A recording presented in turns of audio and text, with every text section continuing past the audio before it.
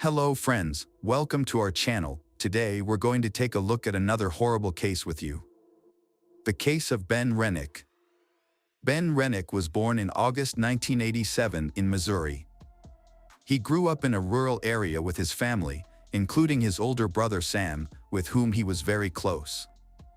In 1989, the Renick family moved to a picturesque farm. There, the two brothers enjoyed the outdoors, and it was during this time that Ben developed a passion for snakes. In September 1992, a tragic incident occurred for the Renick family. While they were away, a gas leak caused an explosion that destroyed their beautiful home. As a result, the family was forced to move into a trailer. Later, Ben's mother, Kim, was diagnosed with terminal breast cancer. Despite the hardships they faced, the Renick family remained united and supported each other through every challenge. After previous hardships, the family moved to a new house in 2002. Here, Ben was given a room to raise snakes. In 2009, after a long battle with cancer, Mrs. Kim passed away. Before she died, she asked her sons to promise to continue taking care of the farm and pass it on to the next generation. With an endless passion for snakes, Ben founded the company Renick Reptiles, which quickly gained wide recognition. Thanks to this, he was able to export snakes to many countries around the world, from the UK to Japan. Snake breeding became his passion and purpose in life. He was known as an excellent breeder, dedicated to his work and more concerned with his love for snakes than profit. His reptile farm successfully bred and propagated many species of reptiles, from common species to some of the rarest in the world. The value of Ben's reptile collection was enormous. The snakes in his collection alone were estimated to be worth over $1 million. However, Ben felt lonely and wanted to have a family. In 2010, at a party, he met Lynlee, and they quickly developed a relationship. Just a few weeks later, Ben introduced Lynlee to his brother Sam and Sam's fiancé Eli. Both Eli and Lynlee had children from previous relationships, which made it easy for them to connect and become friends. Lynlee quickly integrated into the Renick family and moved in with them. She helped Ben take care of the snake farm.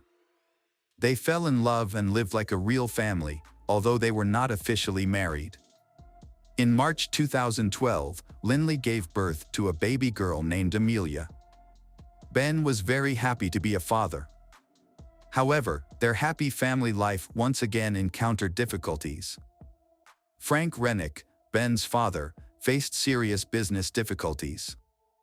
Before that, he made several illegal stock trades to pay for Kim's medical and treatment expenses. The day before the FBI was scheduled to come to investigate the farm, Frank committed suicide.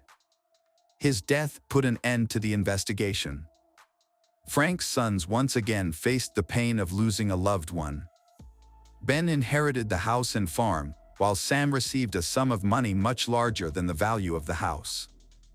Although each had their own families, they lived together as one big family in their parents' house. Sam did not hesitate to use his inheritance to renovate the farm, demonstrating the bond and solidarity between the two brothers. Initially, the relationship between the two brothers was quite good. However, financial disagreements soon caused a rift. After their father passed away, Ben focused on his business and family. He decided to marry Lynlee on April 14, 2014, officially making her a member of the Renick family. Later, Lynlee and Ben opened a new business together, Essentia Spa Incorporated. However, the business managed by Lynlee encountered financial difficulties. Ben and Lynlee often argued about financial issues. Although Lynlee worked very hard, her income was still not enough to cover the salon's expenses. Meanwhile, Sam and his wife were also having financial difficulties. Ben allowed Sam and his wife to sell some of the furniture in their house to raise more money, but Lynlee did not agree with this decision. This incident led to a conflict between the two families. causing serious damage to their relationship that could not be repaired. Ben decided to improve his family's finances by selling some rare reptiles at a high price. However, this plan failed due to a serious incident at the farm. On June 8, 2017, Lynlee entered one of the warehouses and found Ben lying motionless in a pool of blood on the floor. Panicking, Lynlee called her brother Sam and the emergency services for help. She reported that she had found her husband lying unconscious on the ground. During the conversation, Lynlee dropped the phone and ran away. Sam continued the call and confirmed that his brother had passed away. He suspected that the cause of death could be a snake bite. The Montgomery County Sheriff was called to a snake farm for the first time in many years. Law enforcement officers were nervous about entering the farm, which housed more than 3,000 snakes. They were to examine a man lying in a pool of blood and were on guard against a possible attack by a venomous viper, which was initially believed to have caused the victim's death.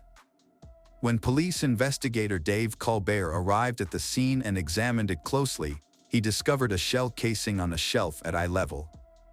This discovery suggested that this was not a snake bite, as initially thought, but a more serious homicide. The shell casing was found near Ben's body, but no weapon was found. The killer had shot the victim multiple times in the back and head. Remarkably, no one in the family heard the gunshots or saw the attacker. Sam and Lynlee were summoned to the sheriff's office for questioning. Lynlee suspected Sam of being involved in her husband's death and provided a clear motive that Ben wanted to sell the house, but Sam was adamantly opposed.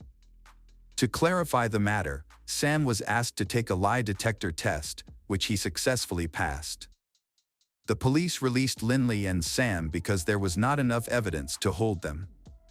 An investigation into the motive for Ben's murder was launched. Initially, the police suspected a robbery, but this theory was not confirmed, as all the rare snakes and valuables were still intact at the scene. Just a few days after Ben's death, the police questioned Lynlee. They tested her hands and clothes for gunpowder, but the results were negative. After her husband's funeral, Lynlee cut off contact with Sam and Eli. She sold her husband's company, inherited the house, and filed a $1 million life insurance claim on Ben. After receiving the insurance money, Lynlee decided to sell the Renick family home for $740,000. The Renick family was told they would have to move. Sam began to suspect his brother's wife of being involved in Ben's death when he discovered that the insurance claim was settled quickly and the family business was sold shortly thereafter. Sam shared his suspicions with the investigating authorities. As a result, Lynlee was brought in for further questioning. During the interrogation, Lynlee admitted to having a complicated relationship with her husband, Ben. She also revealed that she occasionally met another man named Eric. However, Eric was ruled out as a suspect because he had an alibi. What was shocking was Lynlee's confession that about 3 years after marrying Ben, she had been having affairs with at least 2 other men. Text messages between Ben and his wife showed that he suspected her of having an affair, causing tension in their relationship. On October 5, 2017, the Missouri Highway Patrol administered a lie detector test to Lynlee, which she failed. However, due to a lack of concrete evidence in the case, she was released. Although progress has slowed, the investigation into Ben's death continues. A report of police reports shows, a month before Ben Renick's death, Lynlee made her first attempt to kill her husband. She fabricated a story about Ben being an abusive husband who regularly abused and beat her. Lynlee told this story to a coworker at the spa, hoping to gain sympathy and support. Investigators discovered this after Ben died. Lynlee Renick and her accomplice conspired to kill Ben by mixing 15 Percocet pills into a protein shake. Ben drank the shake without realizing it, making him seriously ill for a while, but he eventually survived. Ben had no idea he had been poisoned. Investigators subsequently questioned Lynlee 6 times about the incident. A surprising breakthrough in the investigation occurred on January 14, 2020, when a key piece of information was revealed from a state prison. A witness named Brandon Blackwell claimed to know about Ben's death. Brandon told Missouri State Highway Patrol investigators that Lynlee was the one who shot Ben and that she had conspired with her ex-boyfriend. Brandon revealed that he and Lynlee had been having an affair while she was still married to Ben. A year and a half after Ben's death, Brandon and Lynlee had a child together. However, they broke up in 2019. Brandon claimed that Lynlee had admitted to him that she had been having affairs, specifically with Ashley Shaw, a co-worker at the spa where she worked, and Michael Humphrey, another ex-boyfriend. Years after Ben's death, Lynlee and her ex-lover Michael Humphrey were arrested in connection with Ben's death. However, after their arrests, both blamed each other. The question remains, who really killed Ben? According to Michael's testimony, on the day of the incident, he accompanied Lynlee to the farm. Lynlee asked Michael to pretend to be the buyer and wear gloves. Although initially assigned to shoot Ben, Michael failed to do so. In the end, Lynlee took the gun and shot her husband to death. The investigation into Ben's death lasted 3 years. By January 16, 2020, authorities had issued arrest warrants for 3 suspects: Lynlee, Michael Humphrey, and Ashley Shaw. Ashley was granted immunity in exchange for her cooperation in the case. She testified in court against her former employer. The former spa employee revealed that Lynlee had been complaining about her husband and had convinced her to join in on the scheme. She told that Lynlee claimed that Ben had been demeaning, insulting, and even physically abusive to Lynlee. Fearing that she would lose custody of their children after the divorce, Lynlee decided to get rid of her husband, Ben. She and Michael conspired to poison Ben with a lethal cocktail.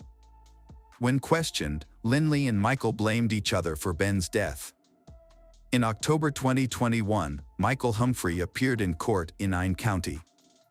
His attorney hoped that revealing the murder weapon would reduce the charge to second-degree murder. Although Michael had the gun involved, no conclusive DNA evidence was found on it. To get his sentence reduced, Michael cooperated with prosecutors by revealing the location of the murder weapon. As a result, he was convicted of second-degree murder, a lesser charge. On January 3, 2021, no plea was entered, and Michael was sentenced to life in prison with the possibility of parole. Lynlee's trial began on December 6, 2021. She was charged with fatally shooting her husband, Ben, on June 8, 2017, at his snake farm in New Florence. According to court records, the plan to kill Ben began at Lynlee's spa. According to the statement, Lynlee may have made up the story about domestic violence because she feared that Ben would learn of her financial difficulties and take away her children. The first time Lynlee attempted to kill Ben, she tried to spike his protein shake with narcotics. The trial detailed the day of Ben's murder, replaying the entire sequence of events through cross-examination. On the day of the murder, Michael picked up Lynlee at the spa. Ashley also used Lynlee's phone to send text messages from inside the spa, creating false evidence of their location and misleading the investigation. According to court records, Michael intended to kill Ben but asked Lynlee to do it. After the shooting, Michael tried to collect all the shell casings but missed some in his haste. He then returned to the spa and threw away Lynlee's clothes after she showered, in an attempt to remove gunpowder residue from her body and clothes from the day of the murder. Defense attorney Catherine Barrer asked Lynlee to share her personal and family history, her education, her relationship with her ex-boyfriend Michael, as well as her work history and the events that led to her marriage to Ben. The lawyer presented Lynlee as a victim of domestic violence. However, no evidence of such violence was found, which weakened this defense. Michael was part of a group accused of planning to kill Ben. Lynlee described her relationship with Michael as complex and codependent, involving Michael's drug dealing and her drug addiction. According to witness testimony, Lynlee ended her relationship with Michael in late 2010, but they reconnected about a month before Ben's death. Lynlee denied the prosecution's allegations of planning to kill Ben, including trying to poison him with a protein shake laced with an addictive substance. In court, Lynlee admitted to having affairs with several men and expressed deep remorse. When considering divorce, she did not know who to turn to for advice.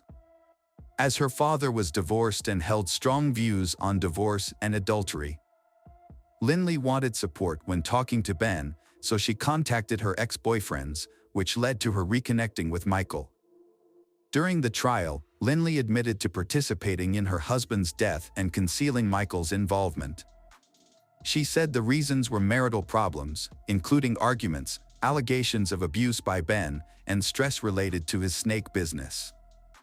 Fearful of Ben's reaction to the divorce, Lynlee brought Michael to the farm on June 8, 2017. She claimed that her intention was to file for divorce, not to harm Ben. Lynlee said that she took Ben's trash to throw away, then went into the nursery and saw Michael and Ben washing their hands. She did not hear their conversation because she was focused on thinking about how to talk to Ben about the divorce. Lynlee recounted in a trembling voice how Michael pulled out a gun and shot her husband. She screamed and ran outside, hearing several more gunshots. Shocked and panicked, she only remembers staring at the trees as Michael ran up and pushed her toward the car. When she returned to the snake farm, Lynlee discovered Ben's body. She called Ben's brother, Sam, and they checked to see if Ben was still alive by checking his pulse and breathing. Lynlee expressed regret for not telling the police right away that she was there with Michael and for not telling them what happened. Due to suspicions of her involvement in her husband's death, the $1 million life insurance policy Ben had purchased long ago could be contested. Lynlee has waived her right to the money. Ben became the beneficiary of a trust fund after his father's death. The assets belonged to Ben and his children, not Lynlee. However, Lynlee received the money she contributed to the trust fund, along with her daughter's scholarship. Lynlee admitted to seeking support by sharing her story with her then-boyfriend, Brandon Blackwell. However, the relationship ended shortly after Lynlee gave birth to Brandon's child. At trial, Lynlee expressed regret for repeatedly lying. "I was just trying to avoid the truth of what happened," she said, and insisted she never wanted her husband to die. Following the final verdict, Lynlee's defense team did not file a motion for a new trial. No appeals have been filed against her conviction.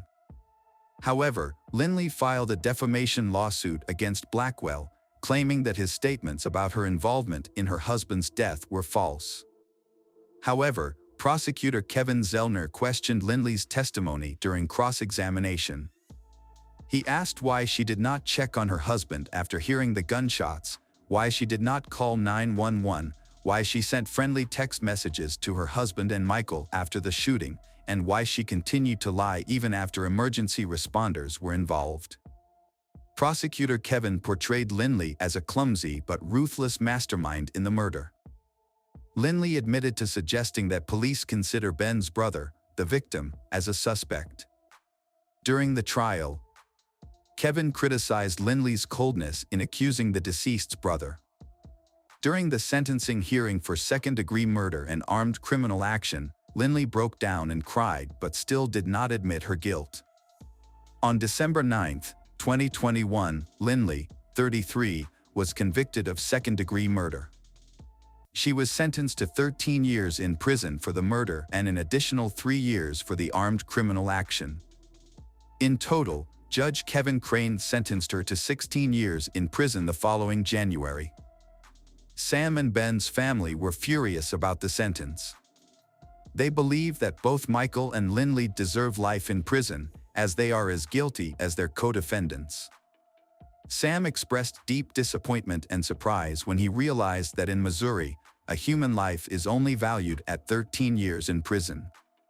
Ben was a promising young man. However, due to the actions of a woman, he and Sam fell into an awkward situation, causing irreparable damage to their relationship. Despite this, Ben continued to live a dignified life. He became famous for his talent in breeding snakes and even created a new species of snake named after him. Hello friends, welcome to our channel. Today we're going to take a look at another horrible case with you. The case of Shanynthia Gardner. Shanynthia Gardner was born in Memphis, Tennessee, in the late 1980s. Shaninthia's childhood was relatively ordinary. She was a beautiful, slender, curly-haired brunette with a talent for music and a creative spirit. She had a gift for composing songs and singing, which earned her local recognition and fame. Her love for music was just one of her passions. In addition to singing, Shanynthia enjoyed fashion and photography. She was a natural in front of the camera and had an artistic eye for capturing everyday moments. Despite her many creative pursuits, Shanynthia was also devoted to charity and her faith. She regularly attended church and prioritized her family's needs. Her life seemed to be on a promising path, filled with potential and possibilities. Shanynthia was 14 years old when she met Dur Clayton through mutual friends. They quickly discovered common interests and became friends. As they grew older and graduated from high school, their friendship evolved into a romantic relationship. They were perceived as a serious and stable young couple, but had some minor run-ins with the law, including traffic violations and disorderly conduct. In 2008, Dur faced a serious accusation of assaulting a woman, although it was allegedly unintentional. Fortunately for him, the charges were eventually dropped. That same year, Shanynthia and Dur began living together, and they had a son. Shanynthia took on a caring motherly role not only to their son but also to Dur's 2 children from a previous relationship. Sonia Clayton, Dur's mother, considered Shanynthia a part of their family, not just she her son loved. Shaninthia's devotion to her children made her special in Sonia's eyes. Although the relationship between Shanynthia and Dur was short-lived, they maintained some contact after the breakup. In Sonia's opinion, Shanynthia remained a good partner and caring mother to Dur. Shaninthia's marriage to Martin Gardner marked a new chapter in her life. He brought joy and stability, and she won him over with her kindness and love for children. To Martin, Shanynthia embodied feminine tenderness and wisdom. Shanynthia and Martin's life together progressed quickly. In September 2013, they moved into an apartment in southeast Shelby County and started their life together. After their wedding, they welcomed their first child, Telone. The following year, Saya was born, and soon after, 2 more girls, Savi and Yazzie, joined the family. In total, Martin and Shanynthia had 4 children together, in addition to Shaninthia's child from a previous relationship. For the young mom, her children were always the top priority. She enjoyed her part-time work at the Children's Hospital and was also actively involved in a center that raised funds to support children in need. Helping others was her true calling, and she dedicated her life to it with gratitude.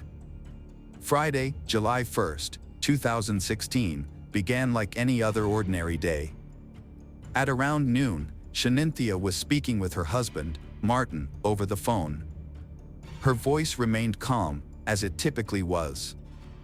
She told her husband she was going to watch a movie with the kids, giving no indication that anything was amiss on this ordinary day. However, during a quiet conversation between the spouses, a sudden and inexplicable madness took hold of Shanynthia. She grabbed a kitchen knife and entered the living room, where she attacked her 6-month-old daughter, Yazzie. The defenseless baby was caught off guard and her life was brutally cut short by the person she trusted most. The eldest child, at just 7 years old, witnessed this horrific scene unfold before his eyes, unable to fully comprehend the tragedy. Panicked and desperate, he fled the house. Shanynthia pursued him, still armed with the knife, intent on continuing her rampage. She chased after Dur, but his terrified screams caught the attention of the neighbors. A couple of neighbors rushed outside after hearing screams and were met with a horrific scene that would haunt them. Shenanthea stopped attacking Dur when she realized she was being watched. However, the horror was far from over. Chania went back inside the house, where her children, Savi and Talon, were waiting. In a state of distress, she went upstairs to the bedroom where the younger children were, marking the end of their innocent lives. The witnesses quickly called emergency services, requesting help for Dur and his siblings. At that moment, no one could have predicted the tragic outcome that awaited the quiet neighborhood. When the sheriff's personnel arrived, they were confronted with a gruesome scene. Inside the house, they found 4 lifeless children, covered in blood. The sight was shocking. Shenanthea calmly called her husband, Martin, and confessed to killing their children. The house was now filled with blood and horror. The investigators had obtained a bloody knife. Chaplains and specialists were called in to provide support to Dur, who had endured unimaginable trauma and required immediate attention. The sheriff's department launched a major operation, cordoning off the apartment complex, including the golf area and country club. Shenanthea was taken into custody without bail, and her trial was swiftly scheduled for July 5th. Despite the heinous nature of her crimes, Shenanthea was still a mother and partner, someone who had once nurtured love, care, and joy. A friend of Shenanthea, Michelle Jaiman, actively defended Shenanthea on social media, countering the unjust accusations and emphasizing a key factor: postpartum depression. The case sparked discussions, with Dr. Joel Rissman, a psychiatrist at the University of Tennessee Medical Center, noting that mothers killing their children is rare and often linked to mental health problems. Dr. Rissman also highlighted the state's insufficient mental health funding, which frequently leaves families without vital support. Dr. Diane Barnes, a specialist in psychology and postpartum health, clarified the distinction between postpartum depression and postpartum psychosis. She emphasized that these are 2 separate conditions with distinct symptoms. Although the exact nature of Shenanthea's condition required further examination, Dr. Barnes expressed skepticism that a woman experiencing postpartum depression would commit such acts, instead suggesting psychosis as a more plausible explanation. Dur's father did not believe Shenanthea was guilty. Although he was not his son's guardian, he was able to visit him after his relationship with Shenanthea ended, but this stopped in November 2014. He noticed Shenanthea becoming more radical and controlling. His attempts to contact his son were unsuccessful, and he was excluded from his life. Those close to Shenanthea noticed a significant change in her. She began experiencing discomfort, which turned into anxiety, paranoia, and panic attacks. Her behavior became unpredictable, and some suspected postpartum depression. This was a shock, as Shenanthea was seen as strong and dependable. She had always been in control, but now seemed to be struggling. Shenanthea's sudden change in behavior in March 2015 left many people baffled. At first, her friends and family couldn't understand what was happening. One day, she left work early, picked up her children, and drove them down an unfamiliar road, away from their home. Her husband, Martin, thought she was just going for a walk in a park, which was a normal part of her daily routine, so he wasn't immediately concerned. However, as the hours went by, Shenanthea never came home, which worried Martin greatly. He decided to alert the authorities to look out for his wife, who was driving with their 5 children. Shenanthea drove over 74 miles east, from Memphis to Corinth, but it's unclear why she chose that destination, as she didn't know anyone there. She was later found in the emergency room of St. Francis Hospital, but the police didn't explain how she ended up there. Shenanthea had superficial cuts on her neck and one wrist. If she had attempted to harm herself, her children were the only witnesses, but they were too young to understand what was happening. Eventually, the authorities brought Shenanthea home. However, Her behavior became even more unusual after that. She told Martin that someone was threatening her and their family, which shocked him, as she provided no details about the supposed threat or who was behind it. There had been no previous incidents of this kind. When Shenanthea was with family and friends, she began complaining about her job and workload, claiming it made her feel terrible. She soon started saying that some co-workers wanted to harm her. Despite these strange claims, Shenanthea showed no signs of being violent or abusive towards her children or others. The investigation into Shenanthea Gardner's case proved to be a challenging process. Craig Morton, her defense attorney, opted not to discuss the case with the media in its initial stages, deeming it premature for such comments. During the court hearing on July 5, 2016, Shenanthea remained silent, appearing via video link. Despite being questioned by Judge Lambert, she refrained from speaking. Following the trial, Shenanthea was transferred to the Mental Health Institute. Her relatives attended the courthouse but chose not to speak with reporters. Meanwhile, Morton's attorney and prosecutor Jennifer Nichols intended to file a motion to preserve evidence, including information obtained from social media. January 2017 saw Shenanthea formally charged with 4 counts: aggravated child abuse, aggravated murder with a deadly weapon, another count of aggravated child abuse, and child neglect. The investigation into the mysterious and gruesome events continued, leaving the community seeking justice and answers to numerous questions. During the hearing, loved ones of Shenanthea testified about the events of that fateful day. Sonia, Martin's mother, was shocked to learn of the tragedy and rushed to the scene to find her grandson, Der. Initially, she thought something supernatural was involved, but as the shock wore off, she considered possible motives. Sonia wondered if their potential divorce and fear of caring for 5 children alone might have driven Shenanthea to commit the horrific act. The trial was significantly delayed due to Shenanthea's multiple psychiatric evaluations. However, in 2021, the non-jury trial finally commenced. The defense centered its strategy around Shenanthea's mental illness, while the prosecution acknowledged her condition but argued that she could distinguish right from wrong and understood the illegality of her actions. In December 2021, Judge James of the Shelby County Criminal Court rejected the defense's argument, and Shenanthea Gardner was found guilty of all charges. 2 months later, Shenanthea, 34, appeared in court for sentencing, accompanied by her husband Martin. Judge James sentenced her to life in prison for each murder count, plus 15 years for each count of child abuse and neglect.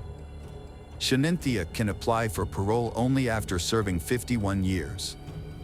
Considering the 5 years she spent in prison before sentencing, she will be eligible for parole in approximately 46 years, at the age of 80. After the sentencing, the prosecutor expressed agreement with the decision, citing that it aligned with their goal of achieving justice for Martin and his children. Upon hearing the verdict, Martin felt a sense of relief knowing that Shenanthea would no longer be able to harm any more children. An evening vigil was held at the apartment complex where the family lived, attended by neighbors, family members, and law enforcement officers.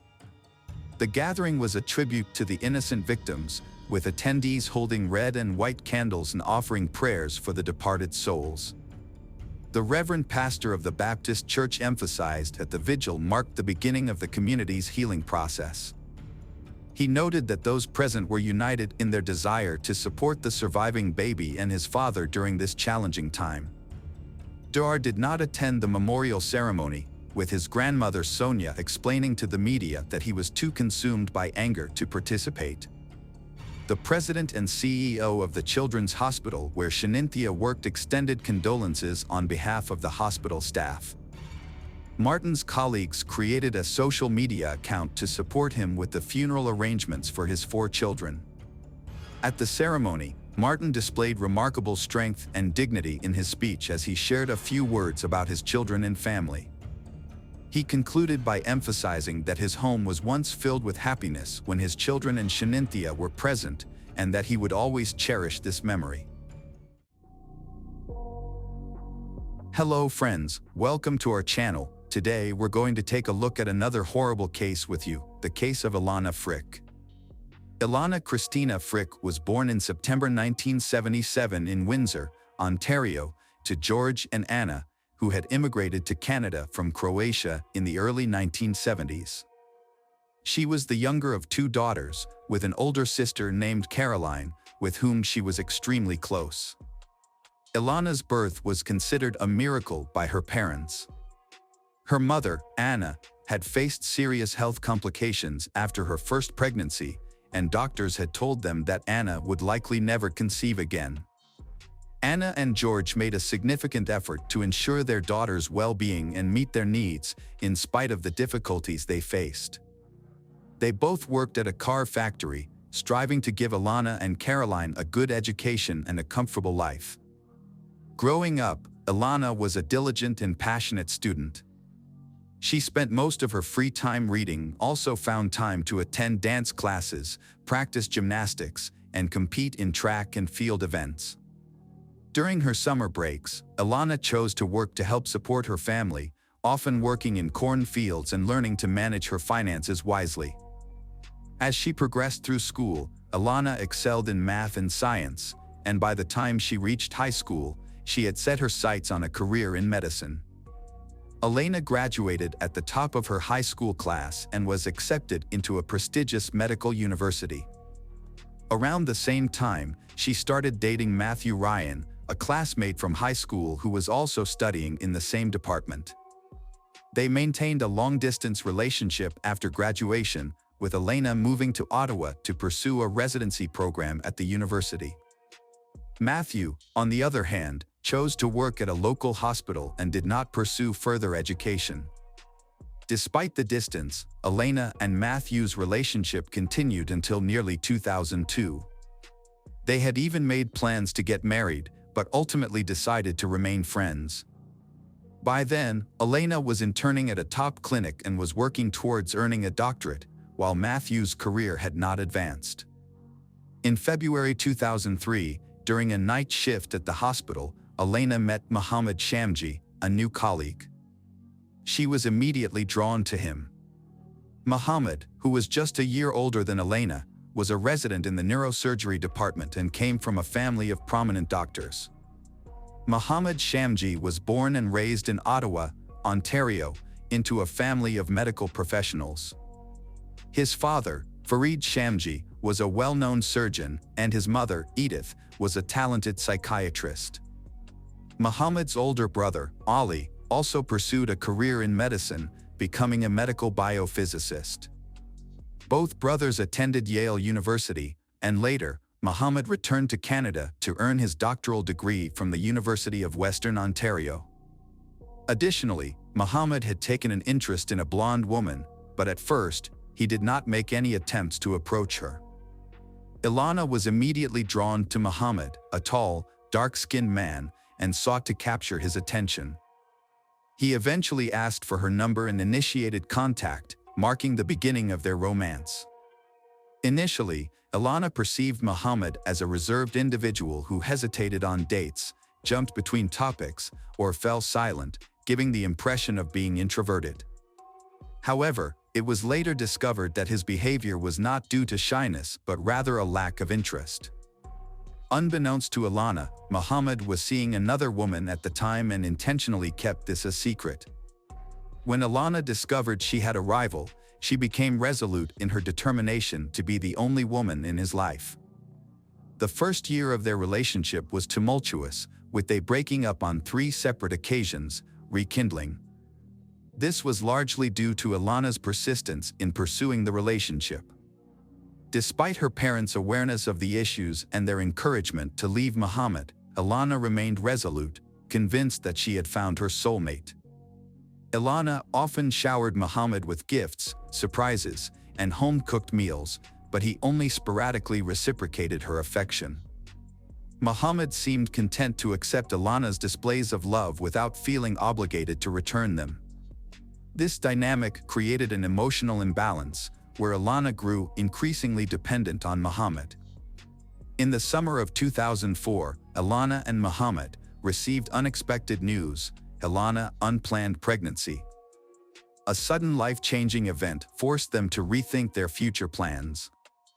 While both were anxious about the news, Muhammad felt a strong obligation to marry Ilana before the baby was born, as is traditional in his conservative Muslim upbringing. In September 2004, they had a two-part wedding. The first ceremony adhered to Muhammad's family's cultural customs, while the second was a more casual celebration with friends at a popular restaurant. At the time, the newlyweds seemed happy and in love. However, their happiness was short-lived. When their daughter, Yasmin, was born in January 2005, their marital problems became apparent. Muhammad's focus on his career and education left Ilana and their newborn daughter feeling neglected. To make matters worse, Muhammad had been hoping for a son and wasn't afraid to express his disappointment. This marked the beginning of a troubled marriage that would ultimately end in tragedy. After having her child, Ilana took maternity leave to care for her daughter and manage the household. When Muhammad returned home, he would often go straight to his room and spend very little time with his wife and children, which left Ilana feeling abandoned and unappreciated. As time passed, Muhammad's behavior worsened, and he became increasingly critical and abusive. He would insult Ilana's appearance, refuse to eat her cooking, berating and insulting his wife. Despite her growing unhappiness, Ilana chose not to confide in anyone, including her close friends and parents, about her marital problems. However, one day, while Ilana was on the phone with her mother, Muhammad returned home in a bad mood and began berating Ilana in front of her mother. Ilana's mother tried to defend her, but Muhammad shifted the blame onto Ilana, claiming she was responsible for their troubled marriage. Ilana's mother advised her to end the relationship with Muhammad and file for divorce, but Ilana declined, hoping that she could still salvage the marriage. Unfortunately, Muhammad's actions worsened, and he started physically harming Ilana on top of the verbal abuse she had already been enduring. The situation reached a boiling point in the summer of 2005 when Muhammad punched Ilana in the face, breaking her nose. Fearing for her safety and that of her child, Ilana fled to friends and reported the incident to the police, finally deciding to end the marriage and leave Muhammad for good. Muhammad surprisingly begged his wife, Ilana, to come back, vowing to never physically abuse her again or even raise his voice. He promised that their family life would be perfect and he would control his temper. However, Muhammad's sudden change of heart was motivated by self-interest. As a young neurosurgeon, he was about to start at Duke University, working towards his doctorate, and a criminal conviction would ruin his promising medical career. Muhammad's primary concern was his own future, but he successfully convinced Ilana to drop the charges against him. She even agreed to follow him to North Carolina, where he would pursue his studies. Ilana's loved ones were confused when she didn't leave her husband despite the difficulties she was facing. Instead, she moved to another country with Muhammad. When they encouraged her to reconsider, she stood her ground. When the family settled in the US, life appeared more tranquil for a time. Muhammad earned a highly competitive spot in an elite engineering program. Meanwhile, Ilana joined Duke University on a full tuition scholarship. Their relationship grew stronger and became more confident in their decision to have more children. After the arrival of their daughter Fiza, they welcomed another child. Unlike their son's relatively smooth birth, Fiza's delivery was more challenging. The new addition to the family brought immense joy, and they felt grateful for their family growing closer. What secrets lay hidden behind the perfect facade of this family? In the late summer of 2009, Ilana and her husband, along with their children, returned to Ottawa, Canada, and settled back into their home. Ilana, however, soon ended her maternity leave and secured a job as a family doctor at a renowned hospital, quickly building a solid reputation. Her husband, meanwhile, juggled work, studies, and teaching at a university. As social media gained popularity in the late 2000s, they started a personal blog that portrayed them as an ideal family. They shared photos of their vacations, accomplishments in science, and luxury lifestyle, complete with a lavish home. They even posted about attending prestigious conferences and trendy resorts. To outsiders, they seemed like a happy, successful, wealthy, and deeply in love couple with no problems. However, this perfect image hid a dark reality. Behind closed doors, Muhammad continued to exert strict control over Ilana. He monitored her interactions, dictated what she wore, and even checked her email and social media accounts. He openly criticized her appearance, style, and parenting methods, leaving Ilana feeling silent and trapped. As time passed, the tension and aggression between them became stressed, with Muhammad frequently yelling at Ilana and blaming her for their arguments and discord. In 2011, a prestigious medical center in Calgary offered a talented neurosurgeon, Muhammad, a fellowship in spinal surgery. Muhammad accepted the offer and relocated to Calgary, but he had to leave his family in Ottawa because his wife, Ilana, couldn't take a leave of absence from her job for over a year. They had to manage a long-distance relationship. During one of Muhammad's visits home, their relationship faced its biggest challenge yet. While at home, Muhammad accidentally left his laptop open, and Ilana saw a message from another woman on his social media account. The content of the message implied a romantic involvement. When Ilana confronted Muhammad, he confessed to having an affair, which was a devastating blow to Ilana.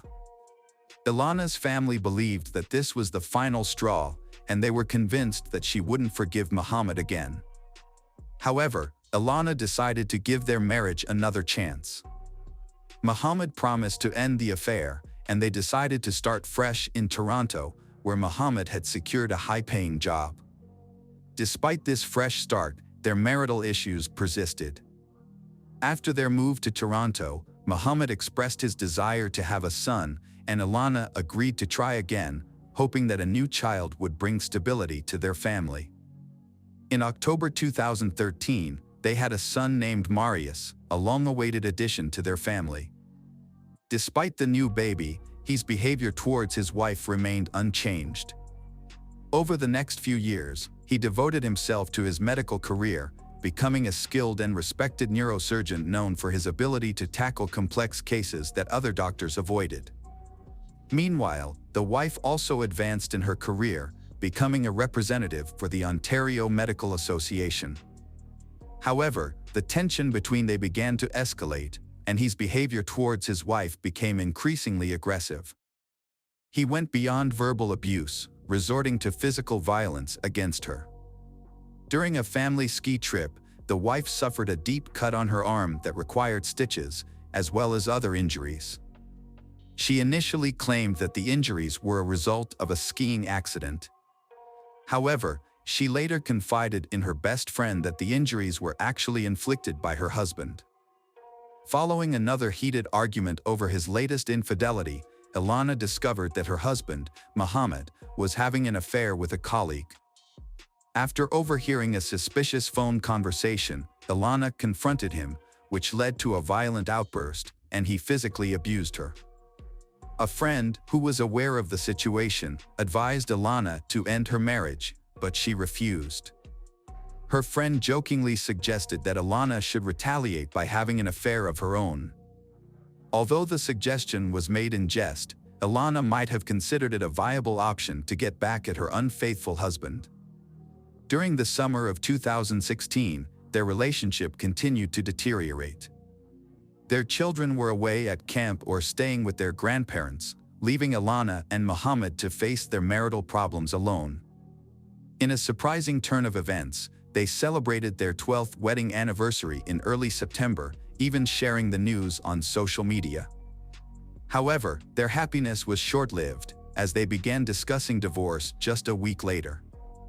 Despite his marital transgressions, Muhammad refused to acknowledge his actions as grounds for divorce, claiming that he was happy with his current situation. On the other hand, a desperate Alana initiated an affair with a coworker who had been flirting with her, escalating their relationship turmoil. Elena found herself swept up in a new romance, feeling cherished and adored by her partner. This was a welcome change from her current situation, and she reveled in the long-absent sensation of being loved and desired. However, her personal life was about to take a dramatic turn. A fierce argument erupted in the family on November 25, 2016. Elena informed her husband that their divorce was unavoidable. The following day, she consulted with a divorce attorney and then departed for a 3-day medical conference in another city. While Elena was away, her husband, Muhammad, sent her a series of messages, begging her to reconsider and work on saving their marriage for the sake of their children. Elena returned home on November 30th and made a final phone call to her parents. Although her voice betrayed some anxiety, she reassured them that everything was okay.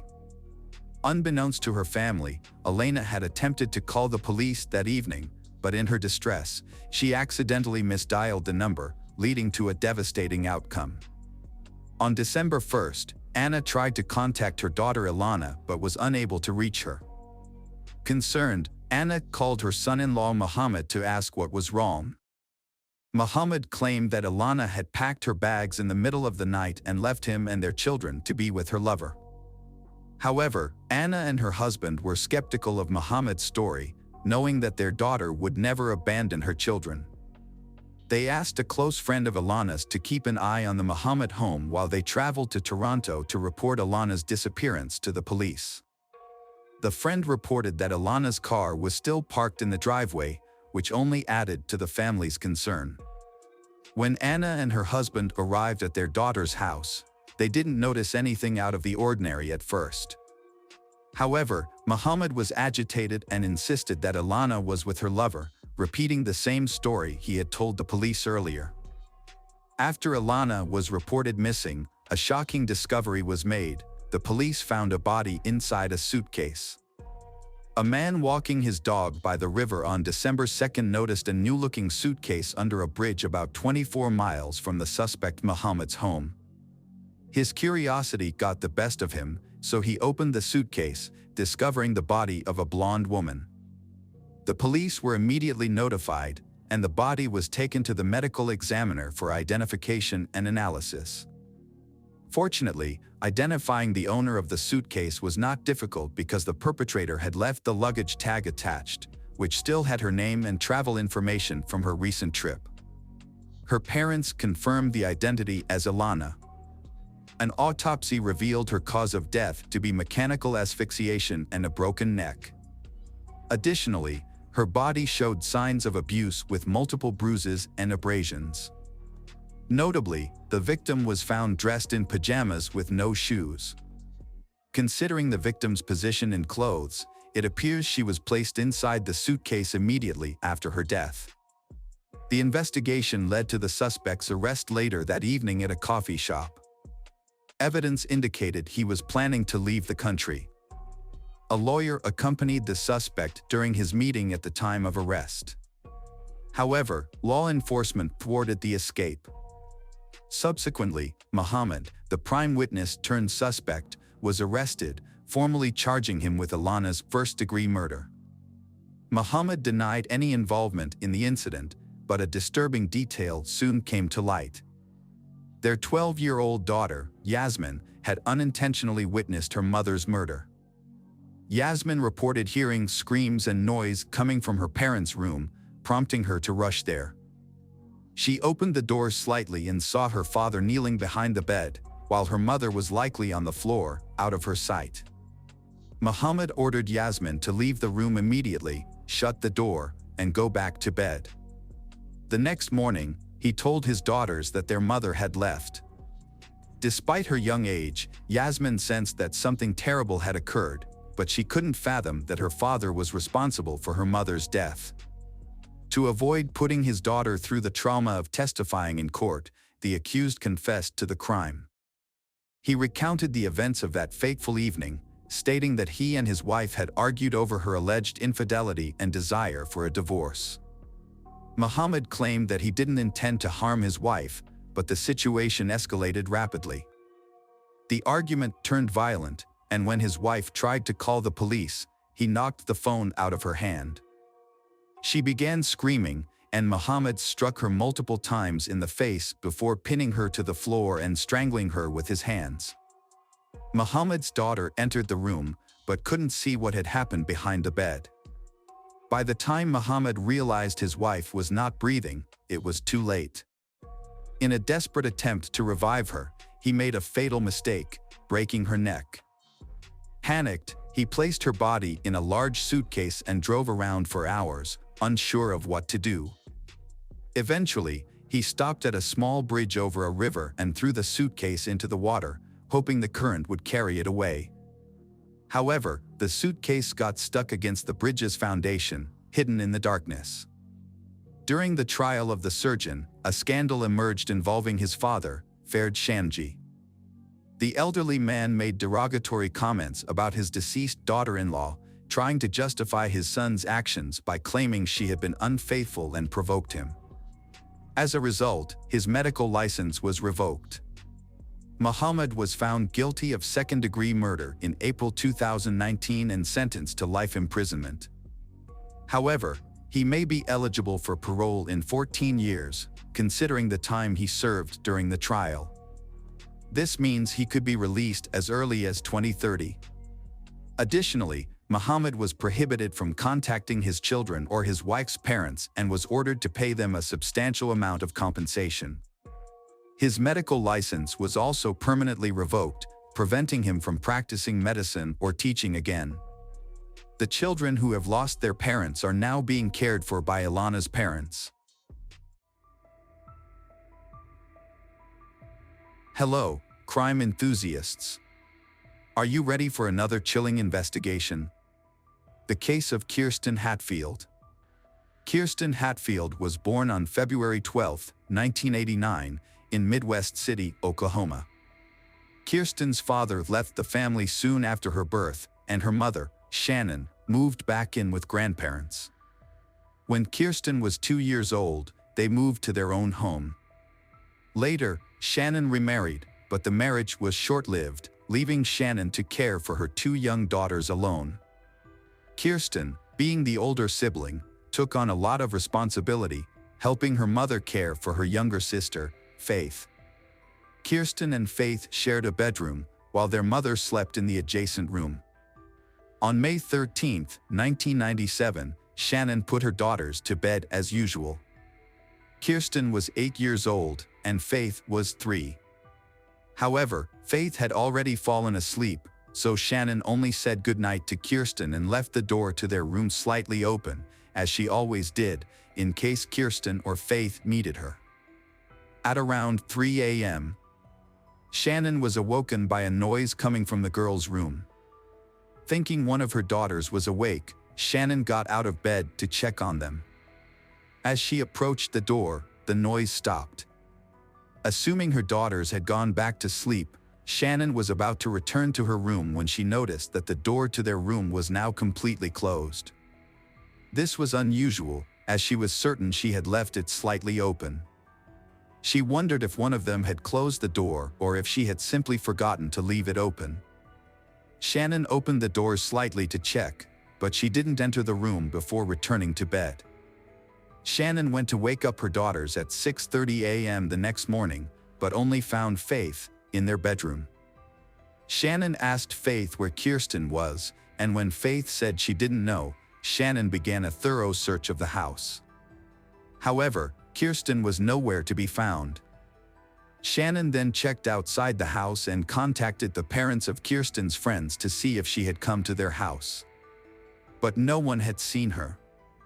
Shannon's search efforts led her to call her father, who lived nearby, to see if Kirsten had gone to his house or not.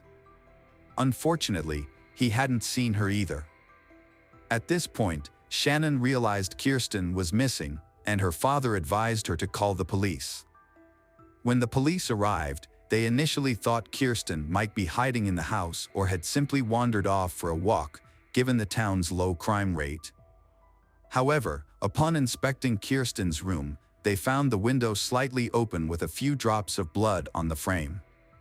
This raised their suspicions that something more serious had occurred. Further investigation led them to discover a piece of children's underwear stained with blood on the ground outside the window. After confirming with Shannon that the underwear belonged to Kirsten, the police realized they were likely dealing with a kidnapping. More officers were called to the scene to assist with the investigation, which marked the beginning of a more extensive search for Kirsten. The police investigation into Kirsten's disappearance began with a search of the area around the house. During this search, the police spoke with Kirsten's mother, who reported hearing a noise at 3 a.m. and now realized that it may have been the sound of her daughter being taken. Despite the search, nothing suspicious was found, and the police began canvassing the neighborhood, speaking with all the residents. Unfortunately, none of the neighbors reported seeing or hearing anything unusual on the night of the abduction. However, one neighbor did mention being woken up by a barking dog around 3 a.m., which coincided with the time of the abduction. With no solid leads, investigators turned to a child psychologist to interview Faith, who was only 3 years old. Despite her young age, Faith was able to share what she had witnessed, but her statement was limited to a single phrase: "A bad person came and took my sister." This confirmed that Kirsten had not left the house voluntarily, but unfortunately, it did not provide any further information about the perpetrator or Kirsten's whereabouts. Detectives had to restart the investigation practically from scratch.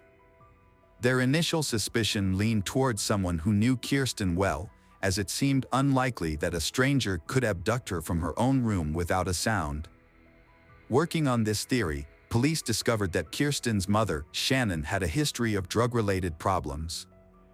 The detectives considered the possibility that the abduction might be related to this. Perhaps the mother owed money to some people in the criminal underworld, and they decided to take her daughter as payment. The police did not rule out the mother willingly handing over her daughter. This would explain why the abduction happened almost silently.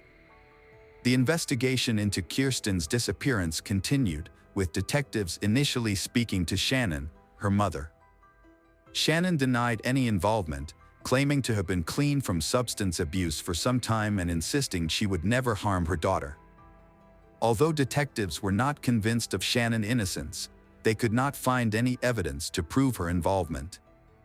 The police then turned to the public for help, using the media to ask for any information that might be relevant to the case.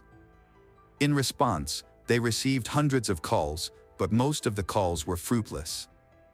However, one clue provided a promising lead. A woman reported her boyfriend's suspicious behavior, including aggressive outbursts and a disturbing threat he made during an argument. The police investigated the man and discovered that he knew Shannon's brother, which meant Kirsten might have known him too.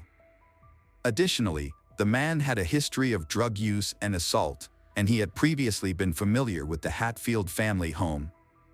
Despite this, the investigation ultimately found that the man had a solid alibi for the time Kirsten went missing.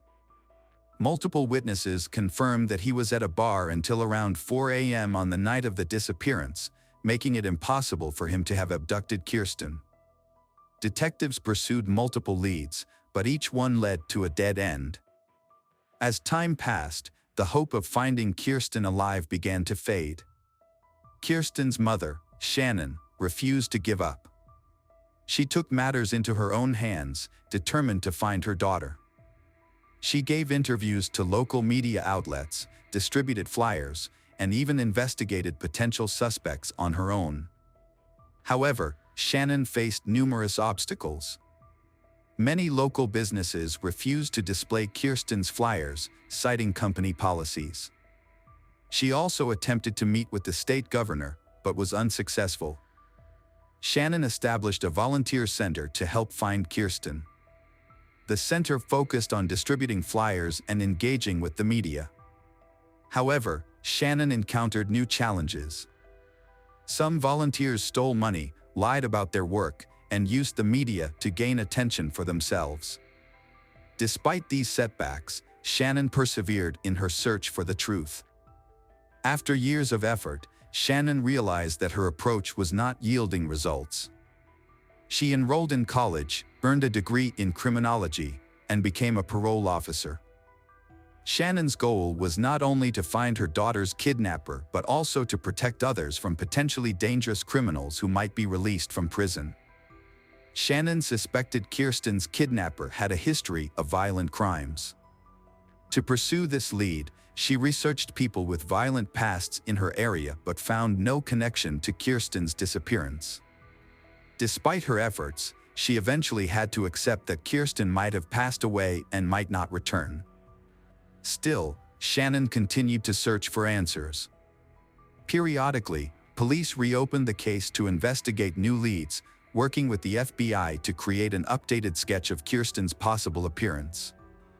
In 2014, there was a breakthrough in the Kirsten case. A woman contacted the police and shared a shocking discovery she had made while sorting through her late mother's belongings. Among her mother's possessions was a diary detailing the woman's father's confession, claiming he had killed Kirsten Hatfield. The diary was extremely detailed, and detectives were convinced of its accuracy. According to the diary, the man had kidnapped Kirsten from her bedroom, took her to a house he owned in a nearby town, and murdered her after horribly torturing her. The description of the crime process spanned many pages, leaving even veteran investigators confused. The diary also revealed that the crime had been recorded on a videotape. Investigators immediately questioned the woman's father. However, his reaction was surprising. While he denied any involvement in the Kirsten case, he asserted that he had known who was responsible for Kirsten's death, saying the murder had occurred at his ex-girlfriend's house. The police were confused and asked for the house address. They quickly received a warrant and sent a team to thoroughly search this house. The forensic investigation began with a crucial step: the use of luminol, a substance that glows when exposed to very small amounts of blood. When the forensic team applied luminol to the scene, they were surprised by the results. An expert later described the house as lit up like a Christmas tree due to the numerous bloodstains. The bloodstains matched the details of the murder described in the diary, leading the team to believe they had finally found concrete evidence. To investigate further, police removed the floorboards, cut out sections of wallpaper, and sent these items to a laboratory for analysis. They also organized an excavation team in the hope of finding the victim's body. In addition, the police also discovered a box containing hundreds of videotapes in the house, so they had to review the diary. They suspected that one of the tapes might have contained footage of the victim being abused. Detectives meticulously reviewed each tape, but after hours of analysis, none of the tapes were related to the murder. Excavations also proved fruitless, with no remains or evidence found in the soil. However, just when the investigation seemed to have been gaining momentum, the police encountered an unexpected and shocking episode. Experts who analyzed the bloodstains in the house concluded that the bloodstains had actually belonged to an animal, not a human. This revelation left the police stunned and wondering what had just happened. Had someone deliberately deceived them with a cruel joke? Or was the person writing the diary struggling with mental health issues and convinced by a false narrative that had developed in their mind? The truth was still unknown. Detectives had run out of leads in Kirsten's case, and the case was once again stalled. In an effort to revive the investigation, the case was reassigned to a new detective named Daryl Miller in the summer of 2015. Miller decided to start from scratch and review all existing documents and records. During his scrutiny, Miller discovered something surprising. His predecessors had overlooked some key evidence, including blood found on Kirsten's windowsill and on her underwear. The evidence had been stored in a warehouse, but shockingly had never been sent to a laboratory for analysis. Miller suspected that the reason for this might have been because police initially thought the blood belonged to Kirsten, which would not have yielded any useful results. However, Miller decided to send them to the laboratory for analysis. The results were surprising. The blood sample did not belong to Kirsten, but to an unidentified man. This was a significant breakthrough after many years of investigation. Miller decided to collect DNA samples from all the men who had participated in the investigation since the kidnapping. Police tracked down each person on the list and sent their DNA to a lab for analysis. Everyone was cooperative and provided their DNA samples quickly. Miller patiently waited for the results, and finally he received a call from the lab. Experts had analyzed one of the samples and found a perfect match with bloodstains found on the window and the victim's underwear. The DNA belonged to Anthony Palma, 56. The Hatfield family's neighbor who lived across the street. Anthony had been one of the first people the police spoke to on the day of the abduction. At the time, he claimed to have woken up around 3 a.m. due to his dog barking. Now that his DNA had been linked to the crime scene, detectives decided to bring him in for further questioning. Although the DNA evidence was sufficient for a conviction, the investigators hoped to obtain a confession from Anthony. A confession would expedite the trial and potentially lead them to Kirsten's body, which was still missing. To get Anthony to talk, the detectives invited him for questioning, telling him it was a routine process. They claimed they were re-interviewing everyone, including neighbors, to gather new information. In reality, their goal was to get Anthony to admit whether he had ever been inside the Hatfield family home. Detectives asked Anthony to recall any additional details about the night in question. He retold the same story he had shared 18 years earlier. But this time he added a new detail. He claimed to have seen a white car parked outside Kirsten's house, although he didn't think much of it at the time. The police then asked Anthony about his relationship with Kirsten and her family. He stated that he knew them as neighbors, but he had never interacted with Kirsten personally. He maintained that he got along well with the other neighborhood children, who would often ask him for help fixing their bikes or visit him for candy. This conversation became a critical point in the investigation, as the police had discovered Anthony's blood on the windowsill of Kirsten's bedroom.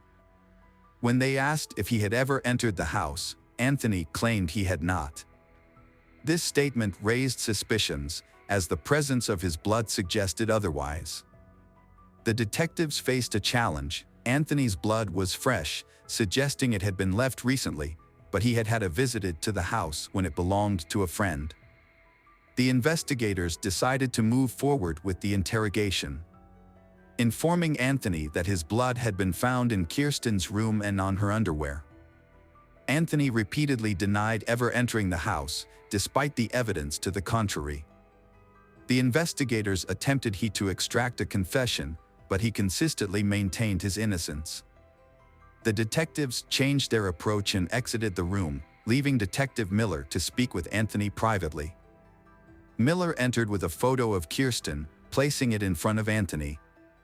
However, Anthony promptly pushed the photo away, refusing to look at it for the remainder of the conversation. Miller asked various questions, attempting to prompt Anthony into a confession, but he continued to deny any involvement. Failing to obtain an admission of guilt, the police ended the interrogation and apprehended Anthony. A subsequent search of his residence, made possible by a search warrant, uncovered no evidence of Kirsten's remains or any other relevant evidence. During the trial, Anthony repeatedly denied any involvement in the crime. But DNA evidence told a different story. As the trial progressed, new details emerged that the police had initially overlooked. It was revealed that Anthony had a history of run-ins with the law, including a prior conviction for breaking into a girl's bedroom and assaulting her. He had also been imprisoned in the 1980s for a violent attack involving a weapon. Anthony's past convictions signaled his dangerousness, yet were overlooked in 1997. In 2017, a jury returned a guilty verdict for Kirsten's kidnapping and Kirsten's murder, and Anthony was sentenced to life in prison. Despite the guilty verdict, Anthony never disclosed the location of Kirsten's body. Kirsten's mother refused to give up hope, however. She consistently reached out to Anthony, calling and visiting him in prison in an effort to find out where Kirsten's body was. She spent hours trying to extract the truth from him, but ultimately, she was unsuccessful. Tragically, in 2019, Anthony was killed by his cellmate, who was motivated by a desire for revenge for Anthony's horrific crime against a child. As a result, Kirsten's family's only hope of finding Kirsten's body now depends on hikers or tourists who might stumble upon it in remote national parks, where Anthony may have buried her. Hi there, investigators. It's time to uncover the truth behind another case. The case of Xavier Dupont de Ligons. Xavier Dupont de Ligons, born March 9, 1961. He is the eldest son of the French Count Bernard Hubert Dupont de Lignes and his wife, Geneviève. Xavier had a younger sister named Christine. Xavier's parents were very wealthy. Xavier's mother, Geneviève, claimed to have received messages from the divine, which she wrote down during her creative writing sessions.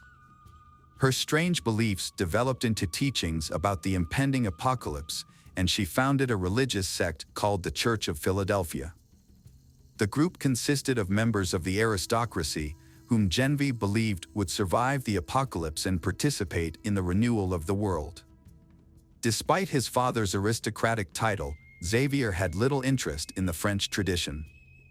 Instead, he was fascinated by luxury, high-end cars, and Xavier loved the United States.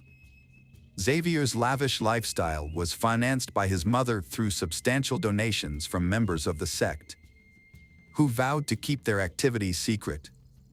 In 1974, Xavier met Emmanuel Teneur on the beautiful island of Bra.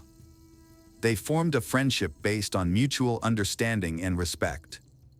It is said that at that time, Emmanuel confessed his feelings to Xavier, but despite his rejection, their close friendship remained unchanged. 2 years later, Xavier met Agnes Hodanger in Neuilly, a suburb of Paris. Agnes was born on November 9, 1962, and Agnes was deeply religious.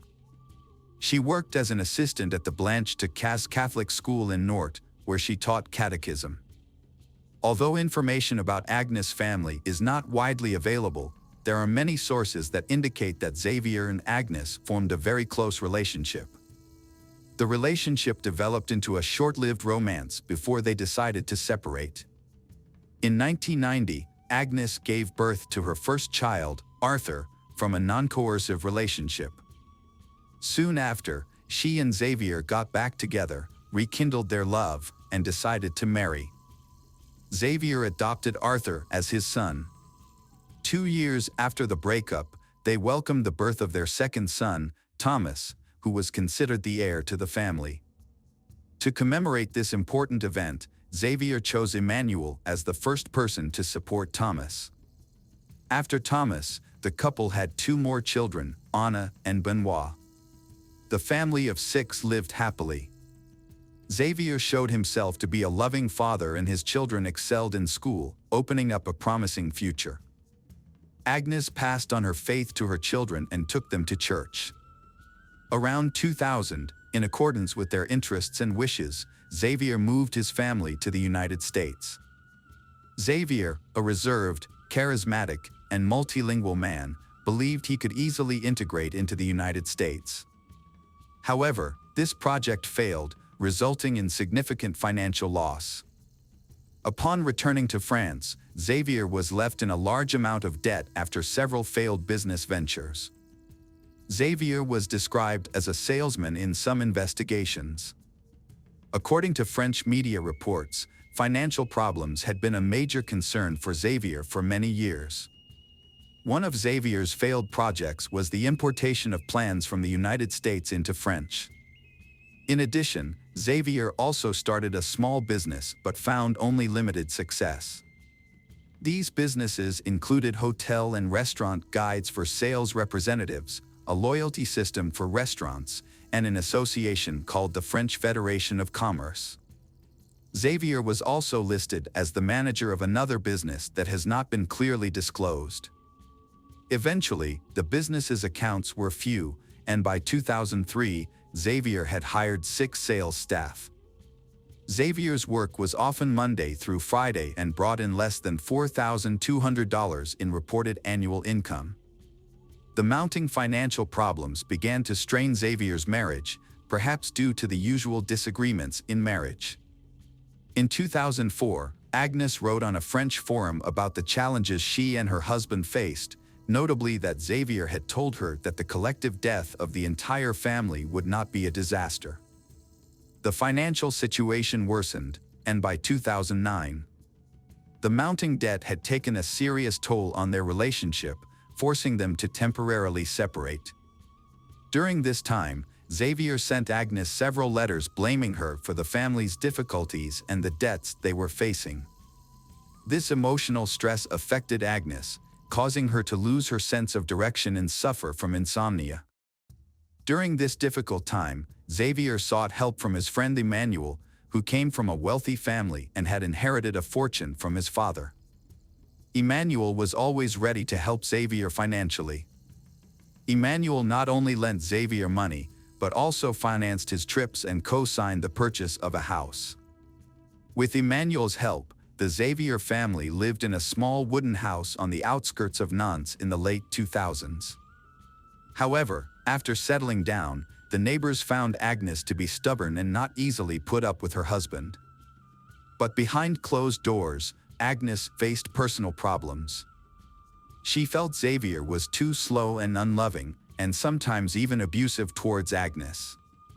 She was also frightened by the way Genevieve, her mother-in-law, controlled Xavier. She described Genevieve as a mentally ill mystic and was extremely fearful. On January 20, 2011, Xavier's father Bernard died.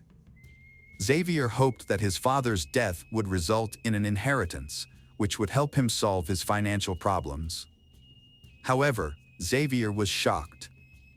When he went through his father's possessions, he found nothing of significance.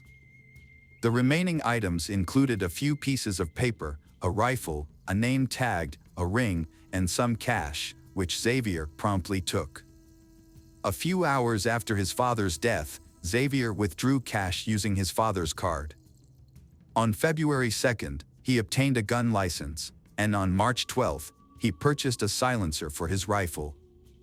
During this time, he practiced shooting a rifle in the garden, looking at a balloon on a support stand.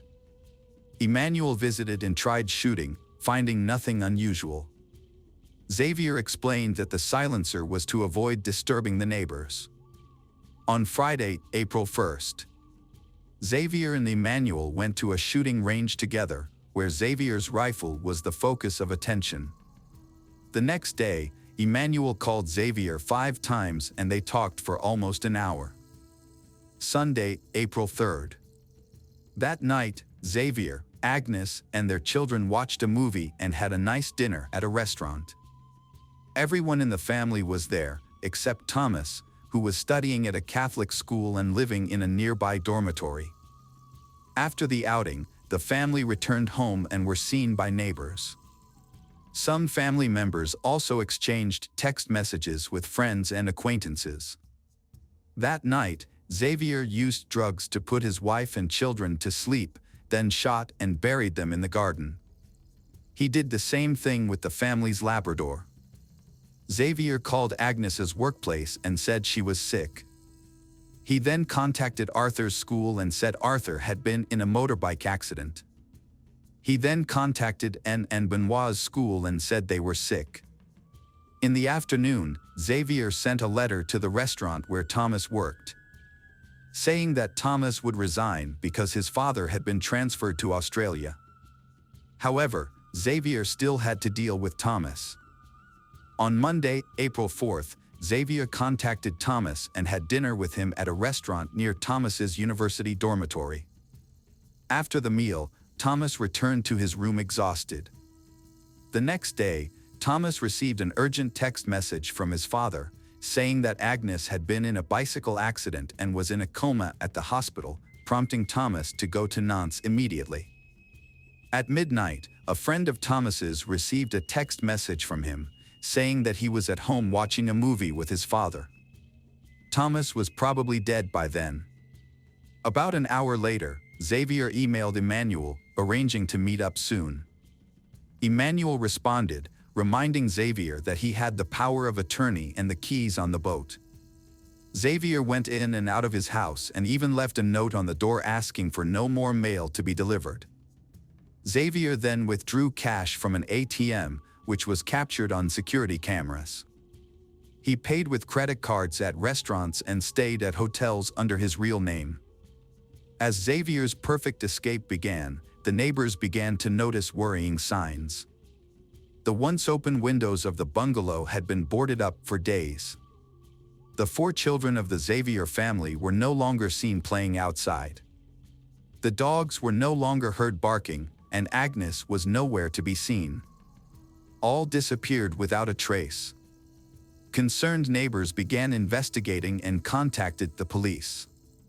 When police arrived, they discovered a nearly empty refrigerator with only a few jars of jam left. In the kitchen, a mop still had food on it, and a ring was placed on the living room table. Guitars were on the sofa, but no one was home. Police found empty picture frames, and the closet was empty of clothes. In the midst of the mystery, on April 9th, a letter appeared, sent to Xavier's family and friends. The letter claimed that Xavier had been hired by the U.S. Drug Enforcement Administration and that the family had gone undercover as part of a witness protection program, explaining why they had suddenly disappeared and had not communicated. Suspicion and concern grew among neighbors who sensed something was amiss. Fearing for the family's lives, they urged the police to investigate further. As the case gained media attention, more details emerged. On April 15th, security cameras captured Xavier entering a small hotel near Cannes. He parked his car, picked up a bag, and disappeared into nearby woods. This was the last time he was seen. Police returned to the family home Xavier on April 21, 2011. There, they discovered a new plot of land under the terrace. When they dug, police found the bodies of Agnes and her 4 children. Each had been shot 2 to 3 times and were wrapped in bags, covered with religious symbols, and carefully buried in sacks of quicklime. The family's 2 Labrador retrievers were also found buried.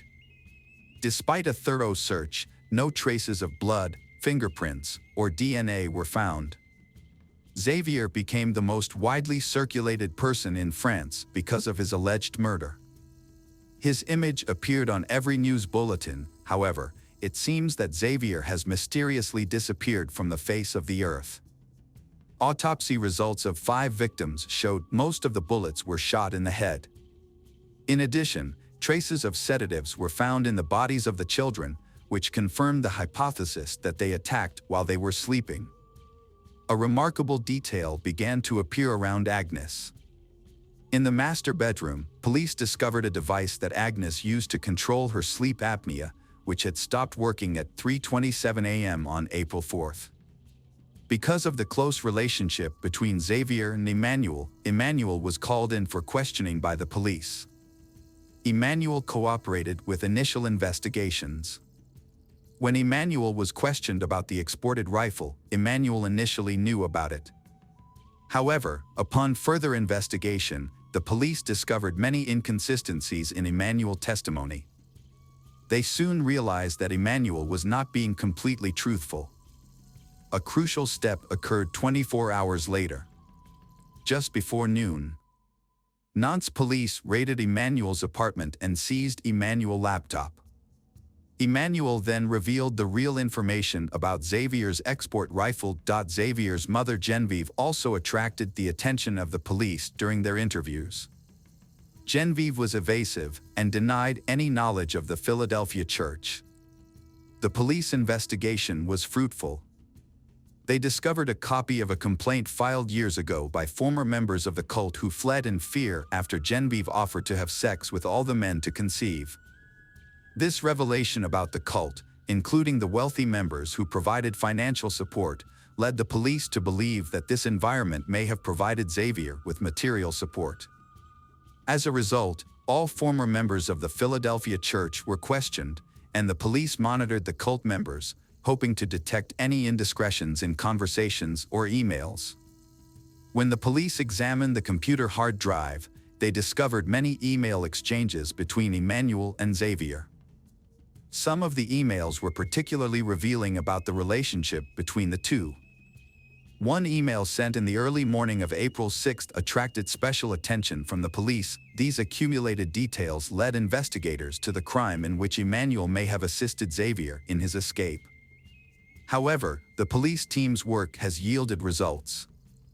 They discovered a copy of a petition obtained years ago by former members of the sect.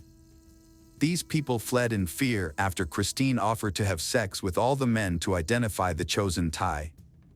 The important revelation about this sect, including the wealthy members who provided the main financial support, has helped investigators better understand the work. They believe that this environment may have provided Xavier with the necessary support and substance. Therefore, all former members of the Philadelphia church were examined and followers of the sect were followed, hoping to find connections through conversations or emails. Despite efforts, no murder weapon was found. Xavier's cell phone records helped police track his movements in the country. Xavier's last known trace was recorded on April 15 from a security log. Based on the type of bag Xavier was carrying, police suspected that he may have been carrying a weapon. While everything suggested that Xavier might have committed suicide in the forest, the police conducted a thorough search of the dense forest, but without any results. This led to the hypothesis that Xavier might have sailed the boat to another country. Therefore, an international arrest warrant was issued on May 4. The Nantes police contacted the National Fisheries Monitoring Center to verify whether Emmanuel or Xavier owned a motorboat or a sailboat. The police did not find sufficient information, but Emmanuel was summoned to the Nantes police station for further questioning. When the police asked Emmanuel about the sailboat, Emmanuel claimed it was a coincidence. Emmanuel explained that Emmanuel had given Explorer permission to open his safe in case anything happened to Emmanuel, and that the key to the safe was hidden in a model sailboat in an apartment. According to Emmanuel, the safe contained Emmanuel's will. Despite some suspicious coincidences, the police released Emmanuel. At this point, Emmanuel was only considered a witness. However, the police decided to put pressure on Emmanuel because they suspected that Emmanuel was a possible accomplice. A key discovery was made when police examined all the checks paid to Xavier's company. A $4,200 check signed by Emmanuel, linked to a previously undisclosed bank account in Monaco. Police quickly requested account records, but due to Monaco's strict banking secrecy laws, they would only respond to requests from their own regulators. On September 28, 4 police officers returned to Emmanuel's home. After a long wait, Emmanuel showed up. Emmanuel's apartment was sparsely furnished, with empty liquor bottles scattered around, suggesting that Emmanuel lived a very isolated life. Emmanuel told the police that Emmanuel had not received any letters or phone calls from Xavier. In 2015, a journalist claimed to have received a letter from Xavier stating he was alive. However, after conducting handwriting, DNA, and fingerprint analyses, the letter did not provide any new information. A tip-off about a monk resembling Xavier led police to raid a monastery in Rab Brun sur Aran on January 9, 2018. After a thorough 2-hour search, they concluded it was a case of mistaken identity. Then, on January 18, 2019, Emmanuel died of a heart attack. That same year, authorities arrested a man they believed to be Xavier at Glasgow Airport in Scotland, only to discover it was a case of mistaken identity. Speculation has it that Xavier may be hiding in South America, specifically Argentina, where Xavier can help him avoid being noticed. Despite the passing of the years, the Church of Philadelphia still exists, with members who have been part of the church for nearly 40 years, living in seclusion from the world. Since 2011, the case has been shrouded in rumors and speculation, causing it to stall. Ultimately, Xavier was never found. The perpetrators responsible for the deaths of Agnes and her 4 children have still not been found. Hello friends, welcome to our channel. Today we're going to take a look at another horrible case with you. The case of Lynlee Peterson. Lynlee Rocha was born on May 4, 1975, to Sharon and Dennis Rocha. When Lynlee and her older brother Brent were still young, their parents got divorced. After the divorce, Lynlee's mother married Ron, a dairy farmer, who became a significant father figure in her life. Ron helped raise Lynlee and played an important role in her upbringing. With her cheerful and outgoing personality, Lynlee was known for her bright smile and bubbly nature. She loved talking to people and was always eager to engage in conversations, which made her a natural attention seeker. She thrived in social situations and was very popular. Growing up on a dairy farm with her stepfather, Lynlee developed a strong connection with nature. She spent a lot of time exploring and enjoying the outdoors. One of her favorite activities was gardening with her mother, which brought them both a lot of joy and fulfillment. As a teenager, Lynlee attended Thomas Downey High School and was a cheerleader. Her outgoing and bubbly personality made her a perfect fit for this role. She became very popular at school and made a lasting impression as the ideal cheerleader. After graduating from high school, Lynlee went on to attend California Polytechnic University, where she studied ornamental horticulture. Her passion for plants and wildlife inspired her to specialize in this field. While at Cal Poly, Lynlee regularly visited her friend who worked at a restaurant in Morro Bay. That's where she met Scott Peterson, a co-worker of her friend. Lynlee was instantly attracted to Scott and soon found herself smitten. She decided to take the initiative and gave him her phone number. Scott quickly got in touch with Lynlee, and they instantly clicked during their first conversation. After some anticipation, Scott asked Lynlee out on their first date, a deep-sea fishing trip. Unfortunately, Lynlee got seasick during the outing. Despite the unfortunate start, Lynlee and Scott continued seeing each other, and their relationship became more serious over time. They eventually decided to live together. Before meeting Lynlee, Scott had ambitions of becoming a professional golfer, but as their relationship progressed, his priorities changed, and he opted to focus on a business career instead. In 1997, Lynlee graduated from California Polytechnic State University, followed by Scott's graduation the next year. This marked a significant turning point in their lives, filled with promise and potential. On August 9, 1997, the couple exchanged their wedding vows in Avila Valley, San Luis Obispo County, surrounded by a picturesque resort setting. They celebrated their love and commitment to each other. After getting married, Lynlee and Scott launched a new business venture by opening The Shack, a sports bar in San Luis Obispo, California.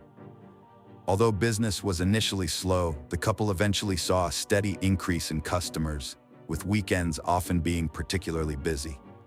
After several successful years, in 2000, Lynlee and Scott made the difficult decision to sell The Shack. Despite the bar providing a steady income, they decided it was time to explore new opportunities.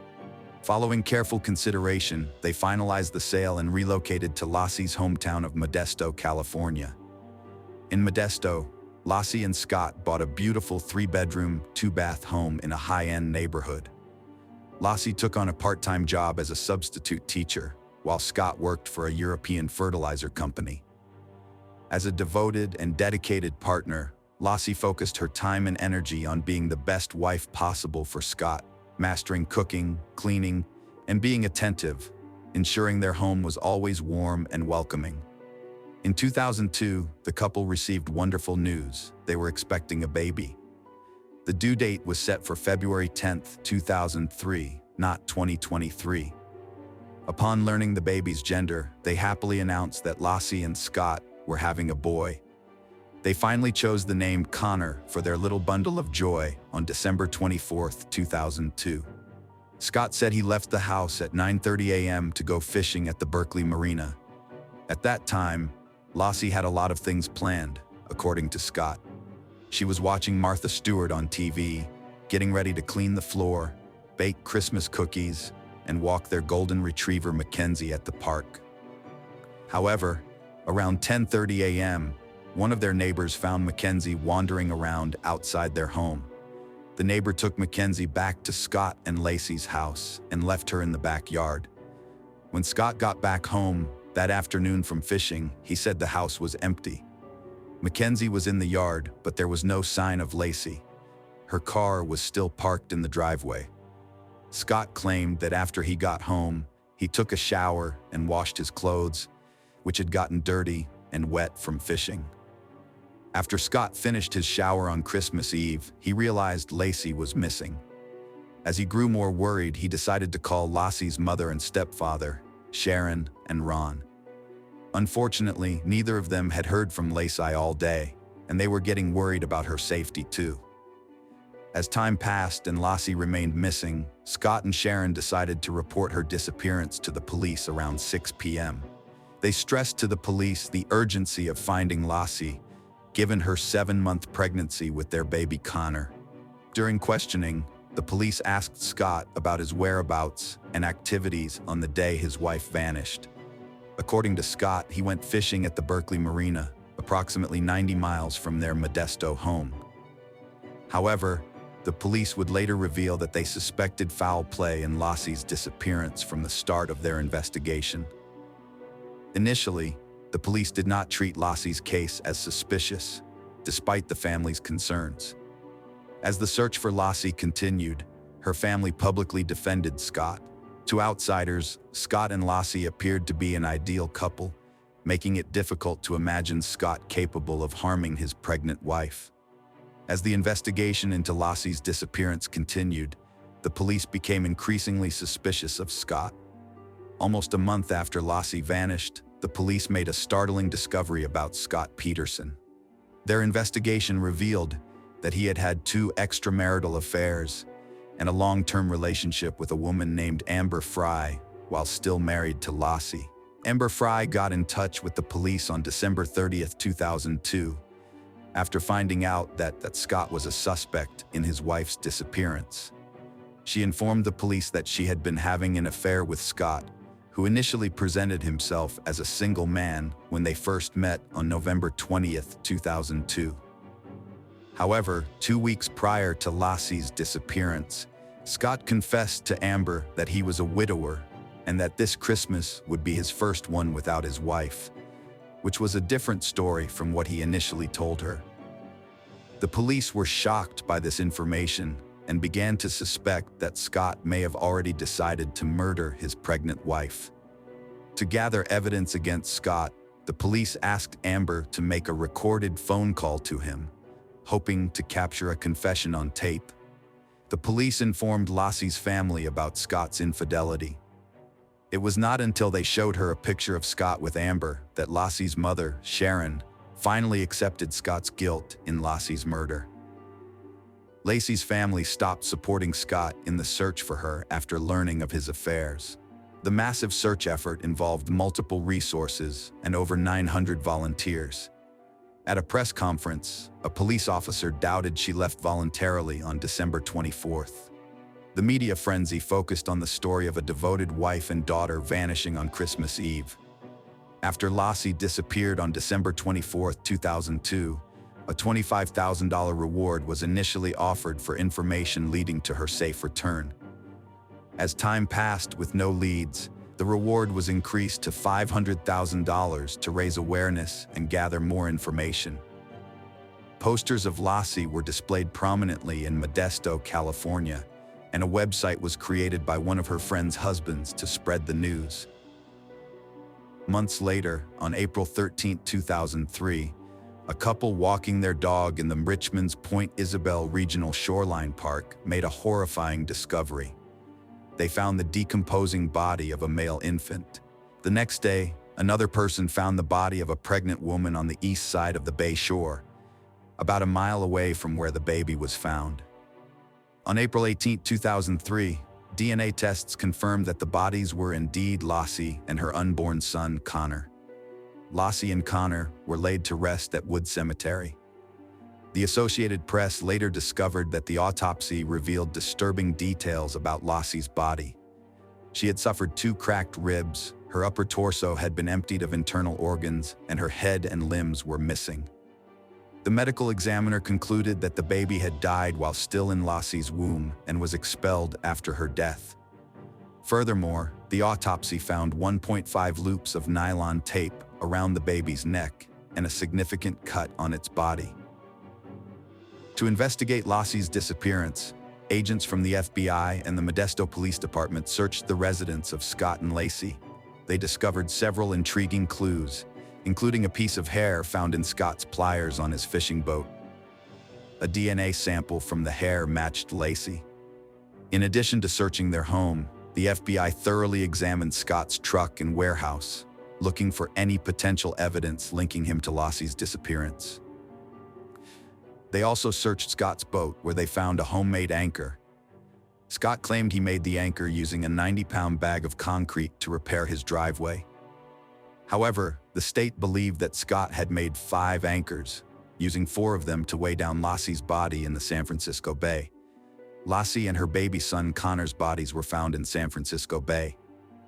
After this, Scott was arrested near a golf course. Notably, Scott's hair was bleached blonde, and his car was packed with $115,000, survival gear, camping equipment, 4 cell phones, and 2 driver's licenses. This evidence suggested he was preparing to flee, but his father claimed the license was borrowed to get a golf course discount, and the packed car was due to media scrutiny. Scott's trial started a year after his arrest in June 2004.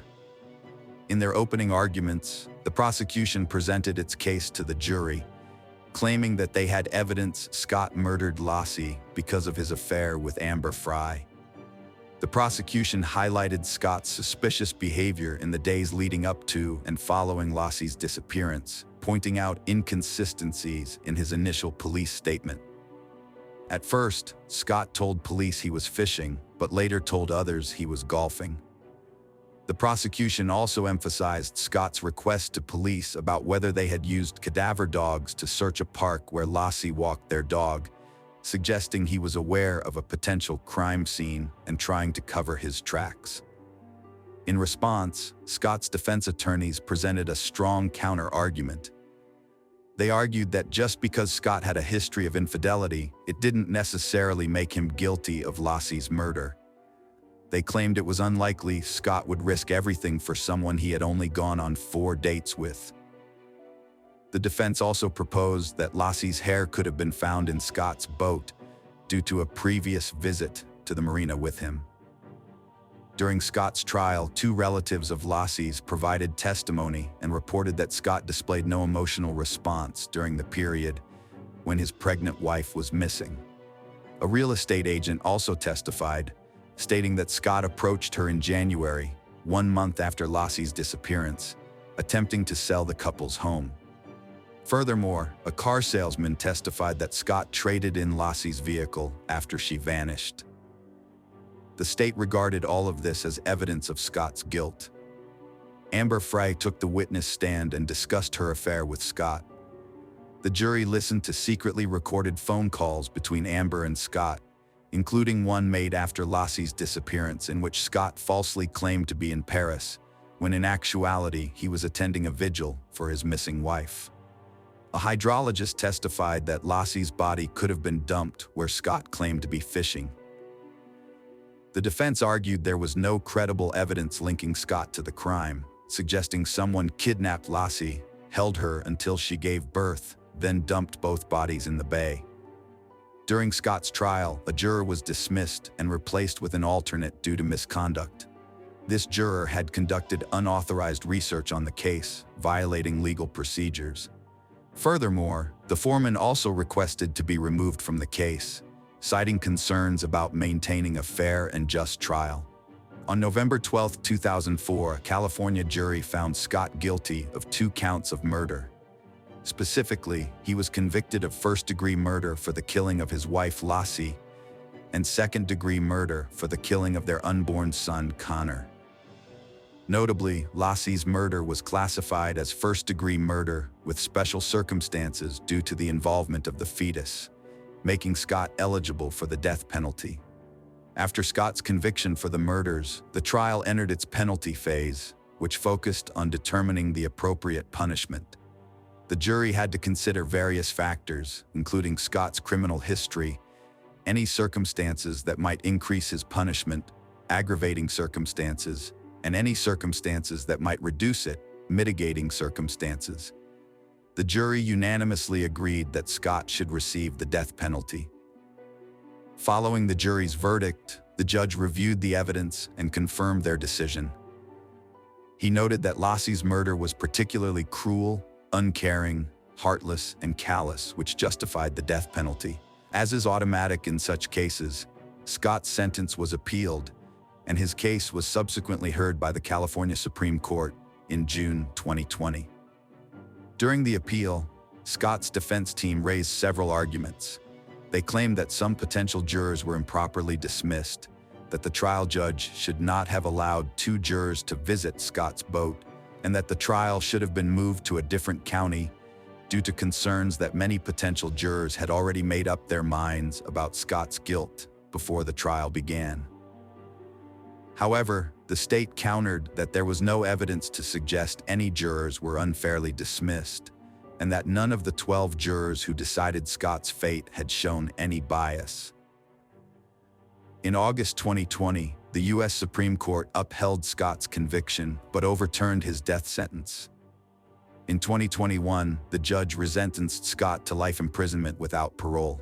Consequently, Scott was moved from San Quentin State Prison, where he had been on death row, to Mule Creek State Prison in Ione, California, as per the judge's order. President George W. Bush signed the Unborn Victims of Violence Act in 2004, with Lassie's family present. The law, also known as Lassie and Connor's Law, protects unborn children from violence, recognizing them as separate legal entities from their mothers and making it a crime to harm or kill them. Hello friends, welcome to our channel. Today we're going to take a look at another horrible case with you, the case of Rebecca Payne. In Massachusetts on May 20th, 2008, at 6:30 a.m., the Boston police received a panicked call from the manager of the Parker Hill Apartments complex. The manager was extremely distraught, reporting that he had found a door ajar on the 3rd floor, belonging to 22-year-old student Rebecca Payne. When he knocked on the door and called out her name, he received no response.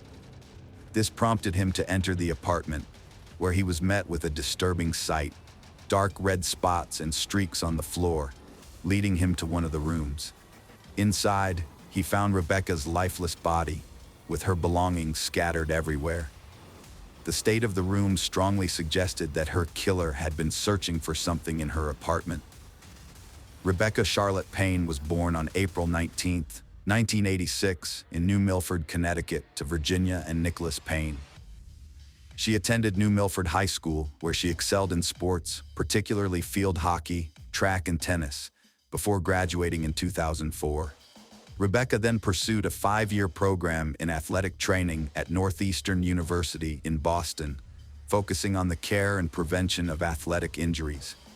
During her 4th year, she served on the Dean's Council and as president of the Athletic Training Club, playing a key role in organizing the university's Vision for the Future Athletic Training Leadership Forum. Additionally, she was involved with the Episcopal Lutheran Center. Known for her ability to connect with people from all walks of life, Rebecca had a large circle of friends and was always willing to lend a helping hand to those in need. When Rebecca was found dead in May 2008, her friends were shocked and couldn't comprehend who could have committed such a heinous act. The police investigation began when they arrived at the crime scene, and they quickly noticed that the front door showed no signs of forced entry. This led them to suspect that Rebecca might have known her killer, possibly even letting them into her apartment voluntarily. The apartment, situated on the 3rd floor, consisted of 2 bedrooms. In one of the bedrooms, Rebecca's lifeless body was found lying face down on the floor. The trail of blood from the living room to the bedroom where Rebecca lay suggested that the attack had begun in the living room.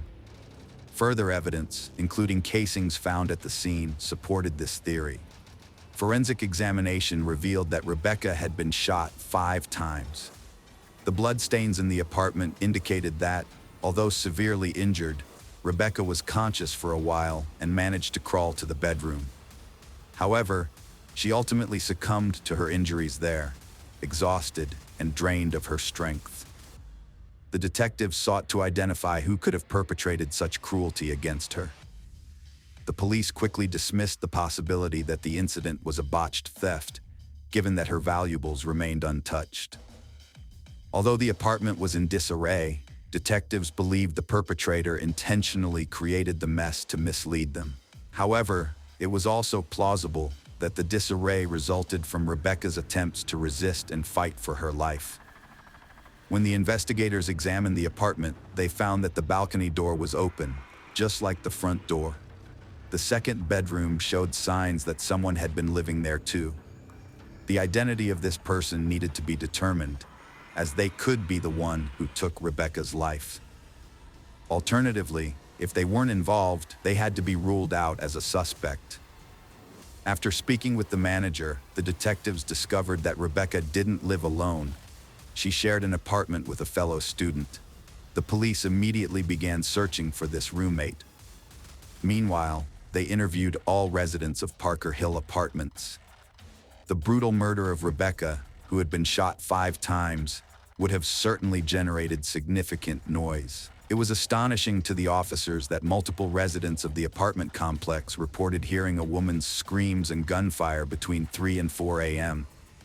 Yet sadly, no one took the initiative to contact the police. It seemed that each individual assumed someone else would take responsibility and make the call.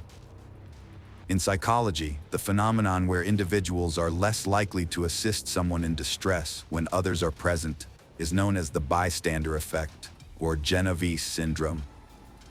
This social psychological theory suggests that the presence of other people can inhibit an individual's willingness to help a victim. The term Genovese syndrome originates from a tragic incident that occurred on March 13, 1964, when 28-year-old Kitty Genovese was brutally murdered outside her apartment building in Kew Gardens, Queens, New York City. Although it was initially reported that 38 witnesses witnessed or heard the attack without calling the police or providing assistance, this portrayal has since been disputed as inaccurate. The case of Rebecca Payne led to an investigation into the social psychological phenomenon known as the bystander effect, or Genovese syndrome. What's truly shocking is that, unlike in the widely reported Kitty Genovese incident, Rebecca's neighbors actually did hear her screams and the sound of gunshots, yet still failed to call 911. This tragic event was a devastating loss for Rebecca's parents. They described their daughter as a driven and compassionate young woman who was loved by her friends. Rebecca was the kind of person who always put others first, giving selflessly from the heart. During the investigation, police interviewed a resident who lived on the first floor of the apartment complex where the crime took place. He reported seeing a black SUV approach the building at night, but due to the darkness, he was unable to make out the license plate or identify anyone getting out of the vehicle. The apartment building was equipped with surveillance cameras both inside and outside, which investigators hoped would provide crucial evidence. However, it emerged that the CCTV footage could only be viewed in real time, and recording it required inserting a video cassette into a VCR and pressing the record button, a step that unfortunately wasn't taken. Considering this information and the fact that the residential complex's manager discovered Rebecca's body, investigators began to suspect him of committing the crime. As a resident of the building, he had unrestricted access to Rebecca's apartment at all times. Furthermore, he was aware that no one monitored the surveillance cameras, which might have led him to wait until late at night to attack Rebecca for unknown reasons. The police sought to explore all possible scenarios. The police investigation into the manager gathered pace when they conducted a background check on him, which revealed a history of legal issues related to illegal substances. Furthermore, a thorough search of his apartment by the police turned up additional evidence. An officer noticed several dark red stains on the front door. The stains were swabbed by forensic experts and sent for further analysis. The apartment complex manager was taken in for police questioning. Investigators grilled him with questions, trying to determine if he was concealing information or would alter his story. However, he denied any involvement in Rebecca Payne's death, stating that he was in his apartment the entire night with his wife. The investigators then spoke with his wife, who corroborated her husband's alibi, confirming that he had indeed spent the entire night with her. The police released the suspect after a laboratory report confirmed the dark red stains on his apartment door were just paint, eliminating grounds for his arrest. During their investigation, detectives reviewed video and photo evidence from the scene, which led them to focus on a public transportation card. This card, used in the Boston area, stores data on each use, including the exact location and time. The transit police provided detectives with CCTV footage, which showed Rebecca using the card on her way home, appearing calm and alone, with no one following her. Unfortunately, this footage did not help identify any potential suspects.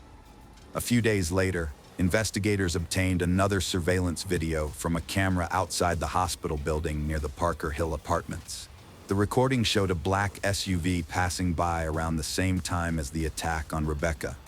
The vehicle matched the witness's description, but the poor quality of the footage made it impossible to read the license plates. However, investigators were able to conclude that the car was a Ford. After identifying Rebecca's roommate, the detectives brought her in for questioning to determine if she had any connection to the incident.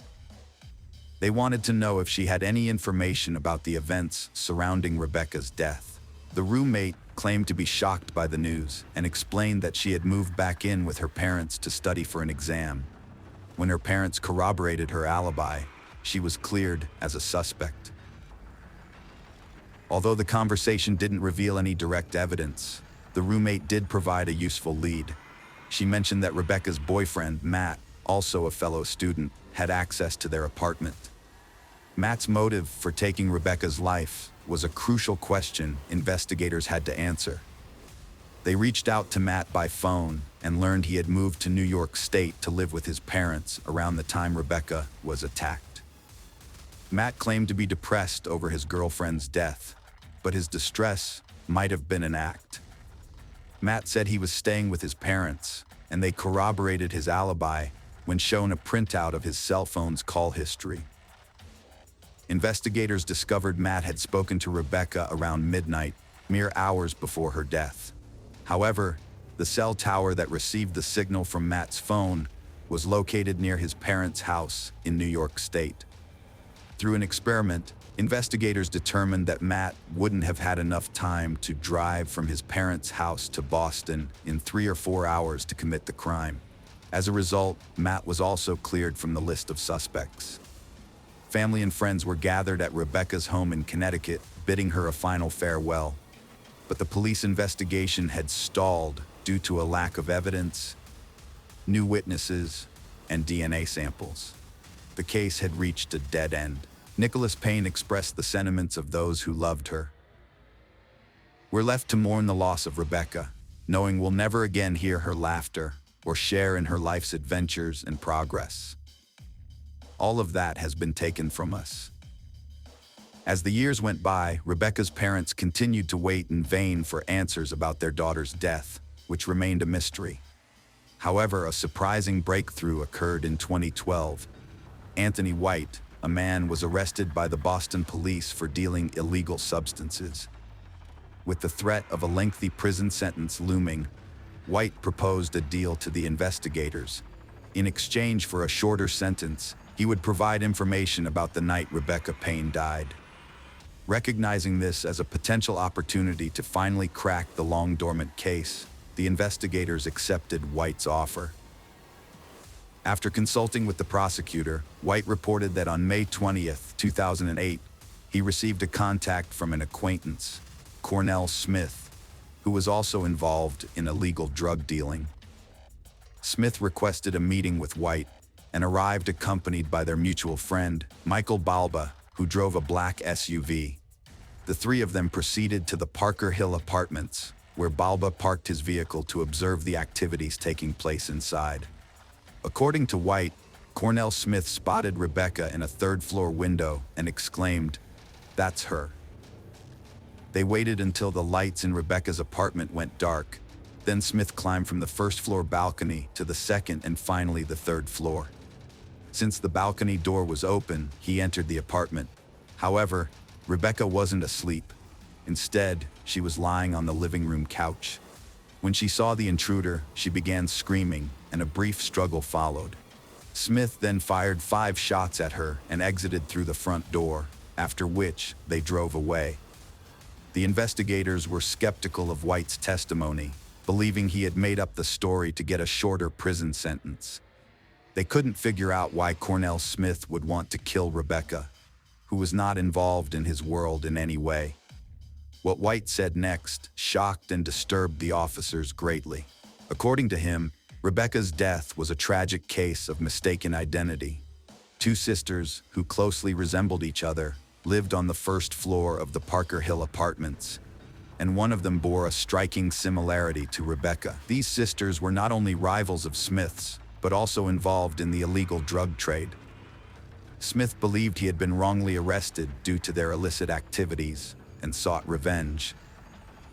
Although he knew they resided in the Parker Hill Apartments, he was unaware of their specific floor or apartment number. When he spotted Rebecca in the window, he mistakenly identified her as one of the sisters he sought to harm. Investigators determined that Cornell Smith had been arrested in February 2008 for illegally selling drugs, but he was freed on bail just before Rebecca's death occurred. He subsequently sought revenge against the sisters, whom he mistakenly blamed for his arrest. By 2012, Anthony White had shared his information with investigators, but Cornell Smith was already serving a 12-year sentence for selling illegal drugs, a conviction he received 2 years prior. Following White's testimony, Smith was subsequently charged with Rebecca's murder, despite his denial of any involvement. However, before Smith's court appearance, the prosecution team received a severe blow. Their key witness, Anthony White, had died in prison. This was a significant setback because, aside from White's testimony, there was no physical evidence directly linking Smith to Rebecca Payne's apartment. Hoping to finally bring Cornell Smith to justice, investigators pored over his court file on drug trafficking and were shocked to discover incriminating letters he had written to the presiding judge. In these letters, Cornell Smith came across as arrogant, looking down on others. Although some of the letters made no sense, one of them contained a crucial piece of evidence that would ultimately be his downfall. It's noteworthy that it's unclear why these letters went unnoticed earlier, especially since they were addressed to the judge. In one of the letters, Smith wrote in anger about an earlier altercation that had taken place downtown Boston. This letter described an event that ultimately led to the unfortunate death of Rebecca Payne at the hands of Cornell Allen Smith Sr. Notably, the letter confirmed that Smith was in her apartment at the time of her death. The trial of Cornell Smith took place in 2015. Throughout the proceedings, from the start of the trial to the sentencing, the district attorney maintained that Rebecca Payne was an innocent victim who had no involvement with Smith or Balba. Over the course of the trial, Smith went through 3 lawyers. His first lawyer, Jeffrey Karp, a seasoned defense attorney with over 20 years of experience, withdrew from the case after Smith assaulted him during a preliminary hearing at the Suffolk County Superior Court in Massachusetts. In a shocking and unprovoked attack, Smith suddenly stood up and struck Karp on the head with his handcuffed hand. According to Nicholas Payne, this incident demonstrated the kind of person Smith is. Notwithstanding the assault, Karp declined to press charges against Smith, leaving it to the judge to appoint a new attorney to represent him. Cornell Smith pleaded guilty to the involuntary deprivation of Rebecca Payne's life and was sentenced to serve between 18 and 20 years in prison. Before passing sentence, the judge instructed Smith to turn and face Rebecca's friends and family, telling him that they represented the pain caused by his actions. In memory of Rebecca, her hometown has named its local tennis courts, a garden, and a National Athletic Trainers Association scholarship fund after her. Her father, Nicholas Payne, said they wanted to ensure she would not be forgotten. Hello friends, welcome to our channel. Today we're going to take a look at another horrible case with you. The case of Lisa Valdez. Lisa Valdez was born on September 6, 1961 in San Francisco, California. She had a brother and a loving mother, although their father was not involved in their lives. Despite this, Lisa was exceptionally close to her mother, and they almost never argued. Everyone who knew them was always impressed by how perfect their relationship seemed. In her teenage years, Lisa took up dancing, and it became one of her greatest passions. She also had a keen interest in modern technology, getting into the IT field when it was still in its infancy. For instance, she started using email when most of her friends hadn't even heard of it. This interest in technology shaped her future career. After college, Lisa got a job as a software analyst in San Francisco. Later, her mother used her savings to purchase Lisa an apartment in a prestigious neighborhood. It was a small studio, but the building was situated on a hill, offering a beautiful view of the city. Lisa lived in this apartment alone, advancing in her career and spending as much time as possible with her family. She also continued dancing, attending weekly dance practice sessions with her best friend. On May 16, 1998, when Lisa was 36, she invited her mother and some family friends over for the evening. After the guests left, her mother helped with the dishes and headed home. Before she left, Lisa promised to call her the next day, but she never called. At first, her mom figured she was just busy, as Lisa was supposed to go to dance practice that day, so her mom decided to wait. But the whole day went by without hearing from Lisa. The next day, she tried calling Lisa herself, but there was no answer. The mother kept trying to reach her daughter, but Lisa never picked up. On the fourth day, which was a Monday, Lisa's colleagues contacted her mother and informed her that Lisa had not reported to work and was not answering their phone calls. This was highly unusual, as Lisa was a responsible employee who had never missed work without notice. Concerned, her mother decided to go to Lisa's apartment complex to check on her. However, upon arrival, she noticed police tape surrounding the building and a significant police presence. When she inquired about the situation, the police explained that just a few hours earlier, residents had reported a strange odor coming from one of the apartments. The manager had gone to investigate and found the door unlocked, immediately discovering a body on the floor, prompting the call to the police. The officers quickly identified the deceased as Lisa. She was partially undressed, and her body showed clear signs of trauma, indicating it was a murder. Based on the state of decomposition, they estimated she had been dead for several days. The police also suspected she had been assaulted, as her underwear was found next to the body. The room was covered in blood stains, both on the floor and on the bed. The TV was on, and the air conditioner was set to 78 degrees. The apartment was also in disarray, but detectives later discovered that this was normal for Lisa, who wasn't meticulous about keeping things tidy. There were no signs of a robbery, as all of Lisa's valuables, including her jewelry, were left in plain sight. The only things missing were her keys and a gym bag.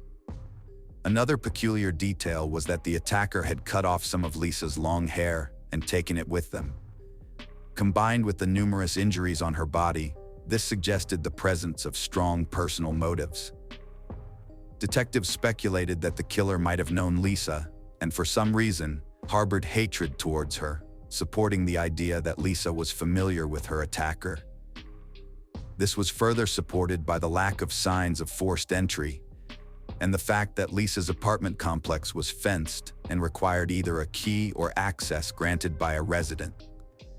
The police started interviewing residents of the complex, hoping someone had seen the attacker, and they quickly found their first lead. One of Lisa's neighbors mentioned that 2 days earlier, after returning from vacation, he noticed part of the metal frame of his front door was bent, and there was a faint blood stain on the door. He reported it to the manager, but they decided not to involve the police since it was clear no one had broken into his apartment.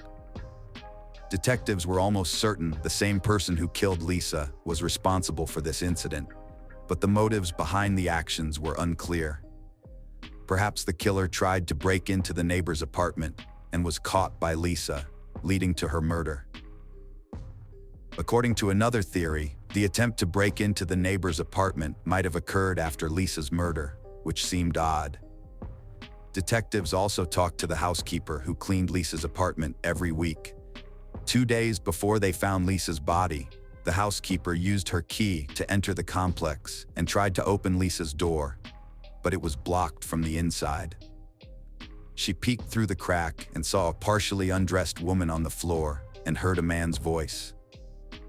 Assuming she was interrupting something private, she left right away. The police believed Lisa was already dead by then, and the man's voice belonged to her killer who was still in the apartment. The housekeeper mentioned seeing a black bag with a zipper near the body, but she was unsure as she only glanced at it briefly. Additionally, there was an untouched envelope with cash taped to the inside of Lisa's apartment door.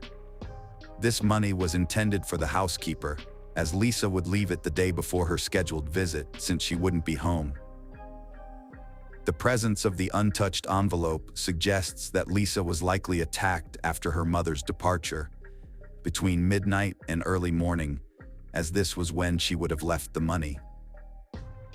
This theory was soon confirmed by the neighbors living on the floor below, who reported hearing noises from above that night. They described hearing thumping sounds followed by the sound of someone coming down the stairs, though they did not see who it was. While medical experts examined Lisa's body, detectives continued searching her apartment for clues. They soon noticed something unusual. The toilet seat was up, which was unusual for a woman living alone. Forensic experts examined the toilet seat and found a partial fingerprint that did not belong to Lisa. The police collected fingerprints from all of Lisa's acquaintances and relatives who might have been in her apartment, but none matched this. This led detectives to believe the fingerprint might belong to the killer. The medical experts soon finished their report, giving a new lead. Lisa's body had over 20 stab wounds, but because of the decomposition, they couldn't tell if she had been sexually assaulted. However, they found defensive wounds on her body, indicating that Lisa tried to fight off her attacker. The experts also found skin particles under her nails, likely from the killer, and sent them to the lab for analysis. Meanwhile, forensic experts examined evidence from the apartment and found a crucial clue. One of the pillowcases had numerous blood stains, but analysis revealed that not all the blood belonged to Lisa. Some stains were different, so the pillowcase was sent to the lab for further examination. Investigators theorized that the killer might have accidentally injured himself while stabbing Lisa, which was common in such cases since a knife can easily slip. This theory was supported by another finding inside the toilet. They discovered 2 bandages from a first aid kit, which the killer might have used to stop his bleeding. He also could have left his fingerprints on the toilet seat while throwing away the bandages. DNA analysis showed that the blood on the pillowcase belonged to an unknown man not in the FBI database. The skin particles from under Lisa's nails also matched this man, as did the blood stain on her knee. Although there were no matches in the DNA database, detectives now had the killer's DNA profile. They began comparing it with samples from suspects in their system who had committed crimes in Lisa's area, and also started looking closely at her acquaintances.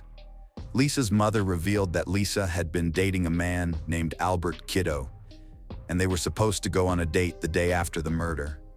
However, Kiddo had canceled it just a few days prior. Detectives brought Kiddo in for questioning and immediately noticed a large cut on his hand. They suspected that the killer might have injured his hand while stabbing Lisa, and this is common in such attacks. This immediately made Kiddo a suspect, but he denied any involvement in the murder. The detectives took his fingerprints and DNA samples and sent them to the lab for comparison. To their surprise, none of it matched the blood on the pillowcase and the skin particles from under Lisa's nails, clearly belonging to someone else. Investigators continued searching for other possible suspects and decided to listen to the messages on Lisa's answering machine left in the days leading up to the murder. They compiled a list of 40 callers, but one strange message stood out to them. Just a few hours before the murder, while Lisa still had guests at her home, a man called her. But she didn't pick up, so he left a rather unusual message. You know how it goes. Hey Lisa, are you home? The police played this message for Lisa's friend, who immediately recognized the voice as belonging to a colleague of Lisa's named Albert Robinson. He had repeatedly expressed romantic feelings for Lisa, but she wasn't interested in a relationship with him. They continued to interact at work and in the company of mutual acquaintances, and Lisa considered him a friend. Several days after the murder, during the victim's family's memorial service, something else happened. Robinson showed up and gave a speech that puzzled everyone present. He claimed that he and Lisa were deeply in love, planning to get married and start a family. However, Lisa's friends and her mother stated that Robinson's words were completely untrue. Lisa had told them that Robinson had shown interest in her, but she had no romantic feelings for him. Lisa's mother also stressed their close relationship, saying that Lisa wouldn't have hidden such plans from her. Robinson was questioned, where he denied any involvement in the murder. He claimed he loved Lisa and would never harm her. However, he refused to provide his DNA sample and fingerprints to the police. This evidence pointed to Robinson as the main suspect, and detectives continued searching for new leads.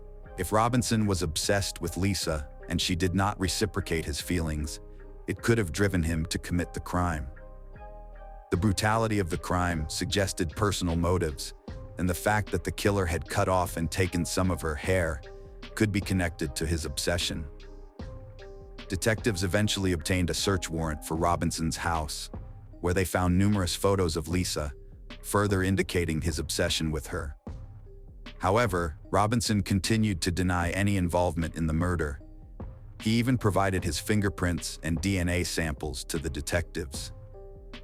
Although the detectives were almost certain that Robinson was the killer, the lab results showed no match between the samples found at the victim's apartment and Robinson's. Consequently, Robinson was removed from the list of suspects, and the police continued their search for new leads. Despite their efforts, the detectives repeatedly hit dead ends, and the case remained unsolved for years. Investigators repeatedly sought updates on the comparison of the killer's DNA sample and fingerprints with databases, hoping that he would surface for some other crimes, but it never happened. Initially, police found it strange that someone who committed such a brutal crime wasn't in the databases, as they doubted it was his first serious offense. Over the following years, police continued to check for matches in the databases, but they always came up empty. Lisa's mother gave interviews on television multiple times, urging anyone with information to come forward, but detectives still couldn't find any new leads. In 2010, detectives learned that the FBI had started using a new DNA technology to compare suspect samples with individuals in the database to locate their relatives. Unlike genetic genealogy, which emerged several years later, this method only worked with close relatives. For example, experts could find the father or a brother of the DNA owner in the database. With no other leads, in 2011, the police requested such a DNA comparison and began waiting.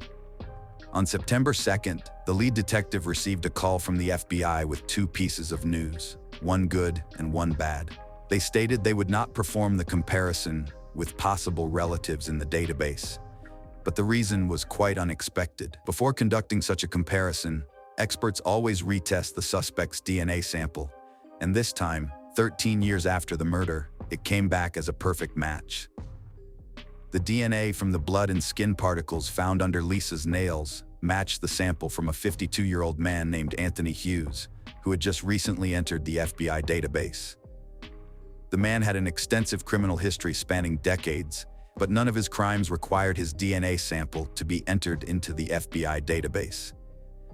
With changes in laws, criminals in California were required to submit DNA samples regardless of the severity of the crime, and Anthony's sample ended up in the database after he was arrested for a simple shoplifting incident.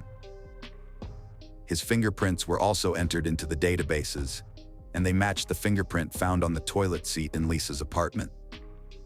Experts even identified the specific finger that left the print. Pretty easily before arresting the man, detectives attempted to find any other evidence that could connect him to the crime. Here, they encountered a surprising turn of events. 13 years ago, the police listened to messages left for Lisa on her answering machine.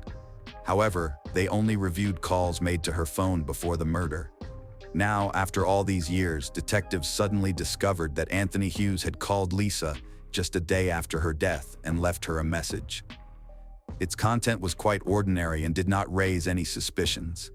However, had the police investigated Anthony back then, they would have not only discovered his extensive criminal record, but also something else. Upon reviewing Lisa's belongings, detectives examined her address book and found Anthony's phone number, confirming that the victim knew him. After talking to Lisa's friends, the police learned that she had apparently dated Anthony for a while in high school. And now, the detectives had everything they needed to question the man. At that time, he didn't have a fixed address, so they decided to proceed carefully to prevent the suspect from fleeing. They arrested him, saying that the police were investigating a series of robberies in San Francisco, and he surrendered without resistance. During the interrogation, detectives started by asking about a series of robberies before smoothly transitioning to Anthony's criminal record. Eventually, they asked if he knew Lisa Valdez. At first, he said no, but when they showed her photo, he admitted they knew each other from high school. Anthony also claimed he hadn't seen her since the late 80s. Over several hours, detectives questioned him about the relationship and whether he'd seen her recently. Finally, they confronted him about his DNA found in Lisa's apartment in '98. Anthony suddenly began crying and asked for a pen and paper. Thinking he was ready to confess, they handed it over, but to their surprise, the man started hitting himself with the pen. They had to restrain him while he continued crying and shouting that they were trying to frame him for a crime he didn't commit. After that, Anthony was charged with the murder, and detectives informed Lisa's relatives that her killer had finally been caught.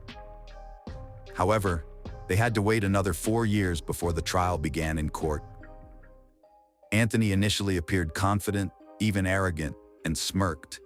But as the proceedings continued, he began showing up with a Bible in hand and a cross around his neck, which the detectives saw as an attempt to sway the jurors. His lawyer insisted Anthony couldn't physically have committed the murder. He had been diagnosed with a condition 5 years prior that weakened his muscles, making repetitive movements extremely difficult. The lawyer argued that Anthony wouldn't have been able to inflict over 20 stab wounds on the victim.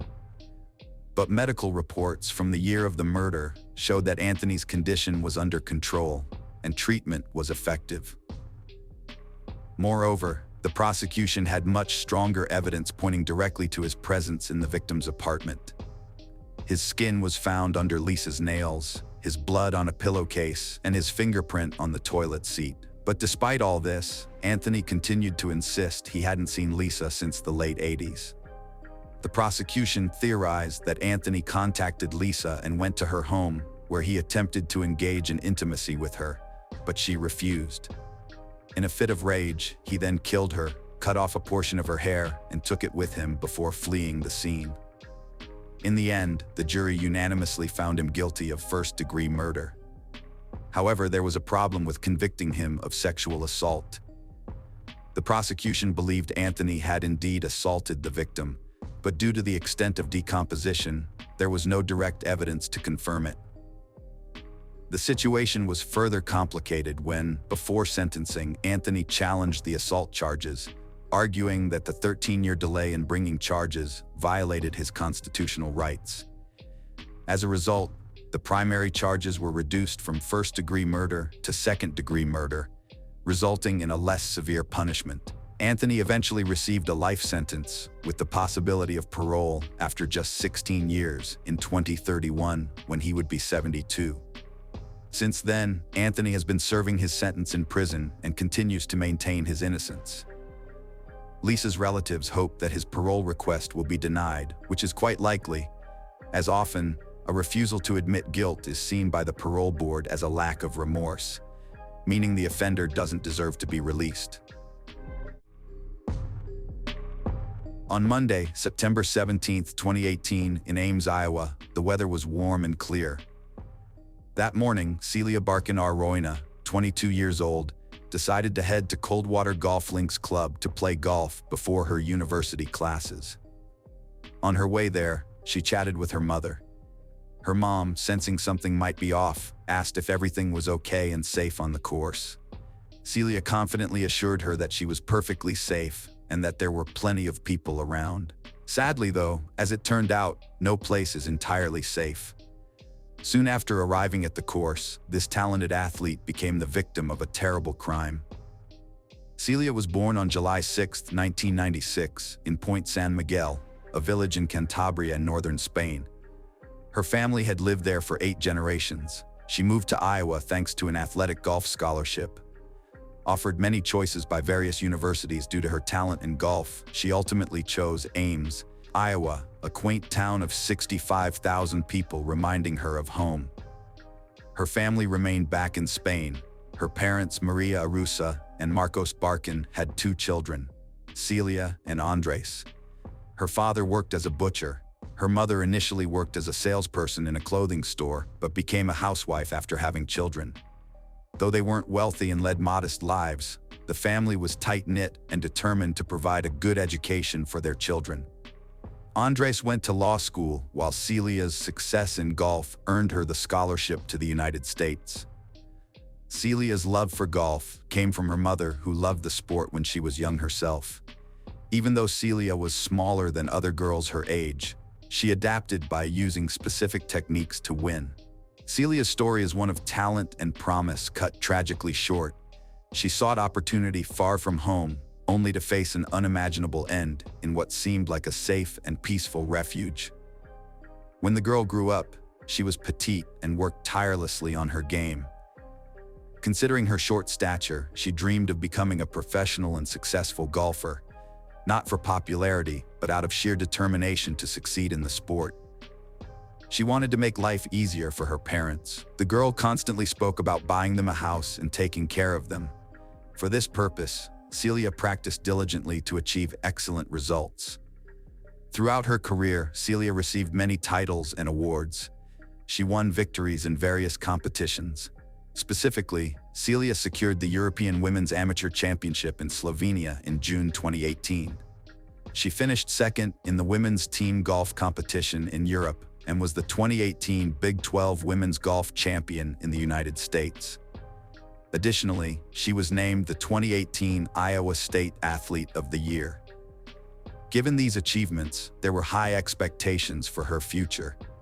When Celia moved to the United States, her relationship with her family remained strong. She communicated with her parents daily, sometimes even 4 or 5 times each day when she had free time. Celia missed her family deeply. A nightly call before bed to say goodnight and share daily successes became a cherished ritual.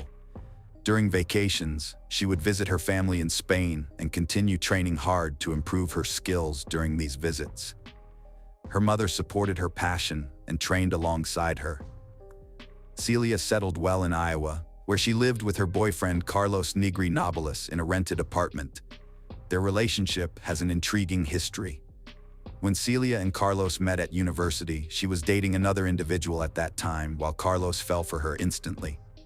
Her charming smile, piercing gaze, cheerfulness, and kindness captivated him, while her determination earned his respect. Despite his feelings, Carlos accepted that Celia was with someone else, but became her best friend and steadfast supporter for over a year, until she eventually became disillusioned with her boyfriend and ended the relationship. Carlos finally confessed his feelings during one of their walks. Celia, pulling him by his shirt, kissed him, and without a word, drove away in her car. Carlos was overjoyed that she felt the same way. He ran around the dormitory screaming with happiness. That's how their romance began. To celebrate this new chapter, Carlos set off fireworks to impress Celia. He even sent her a video where he confessed she was incredible and one in a billion. After that, they were inseparable.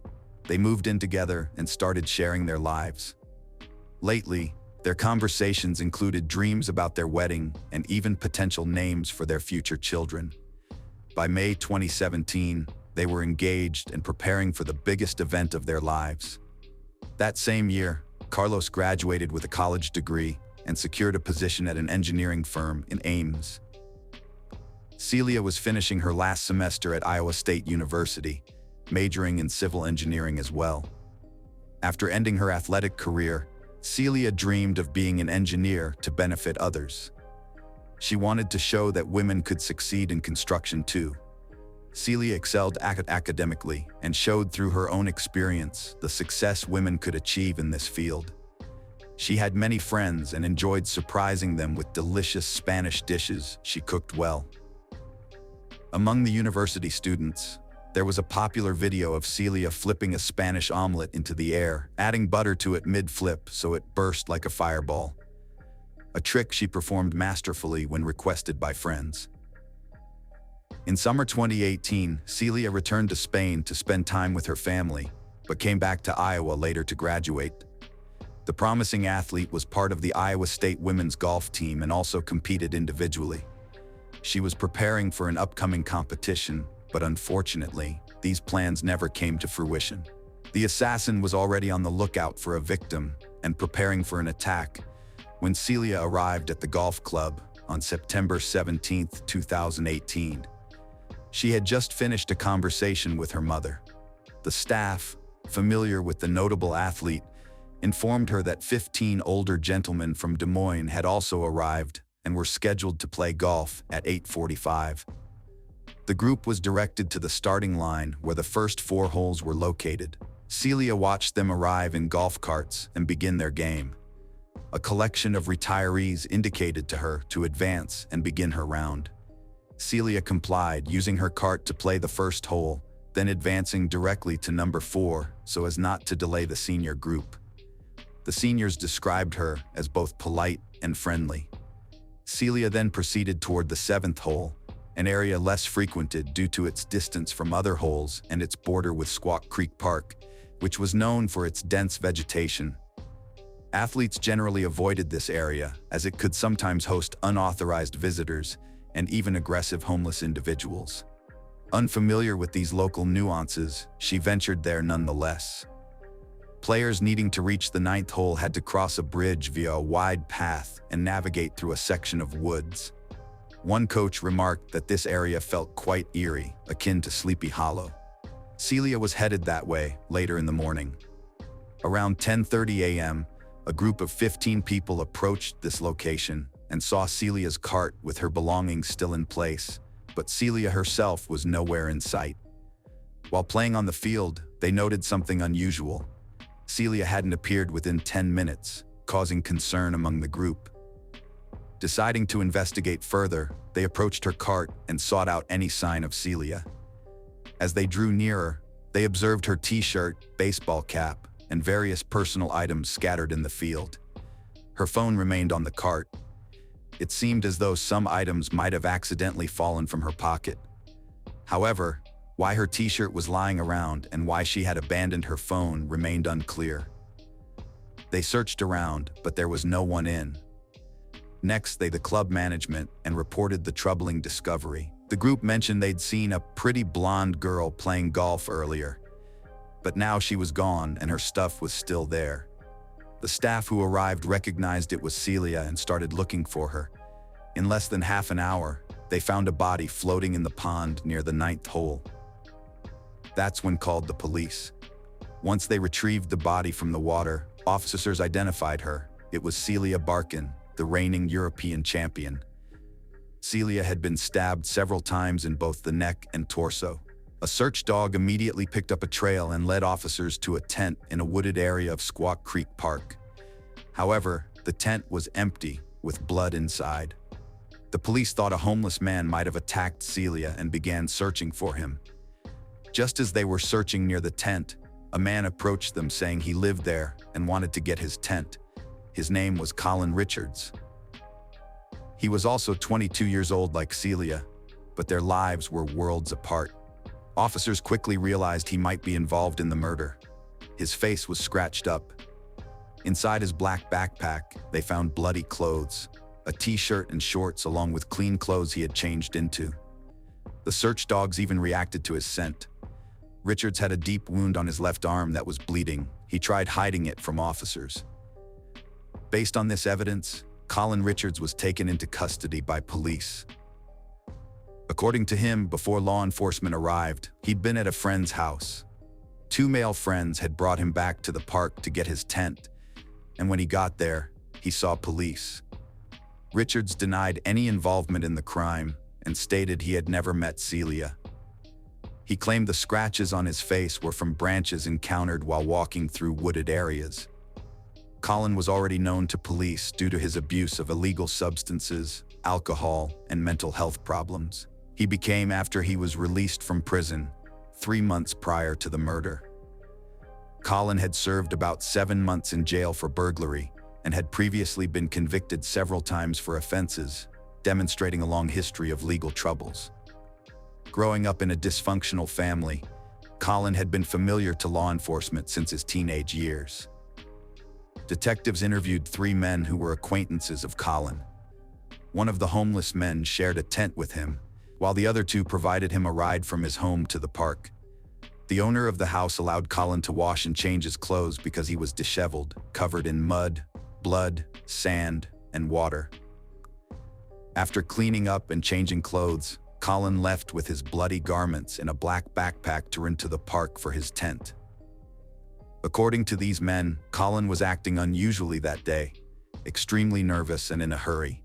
He did not explain why he needed to leave so suddenly, but merely said he had badly cut himself and soiled his clothes. Another homeless man living with him mentioned that Colin always carried a serrated knife used for domestic purposes. Just a day before the murder, Colin had expressed a desire to rape and kill someone.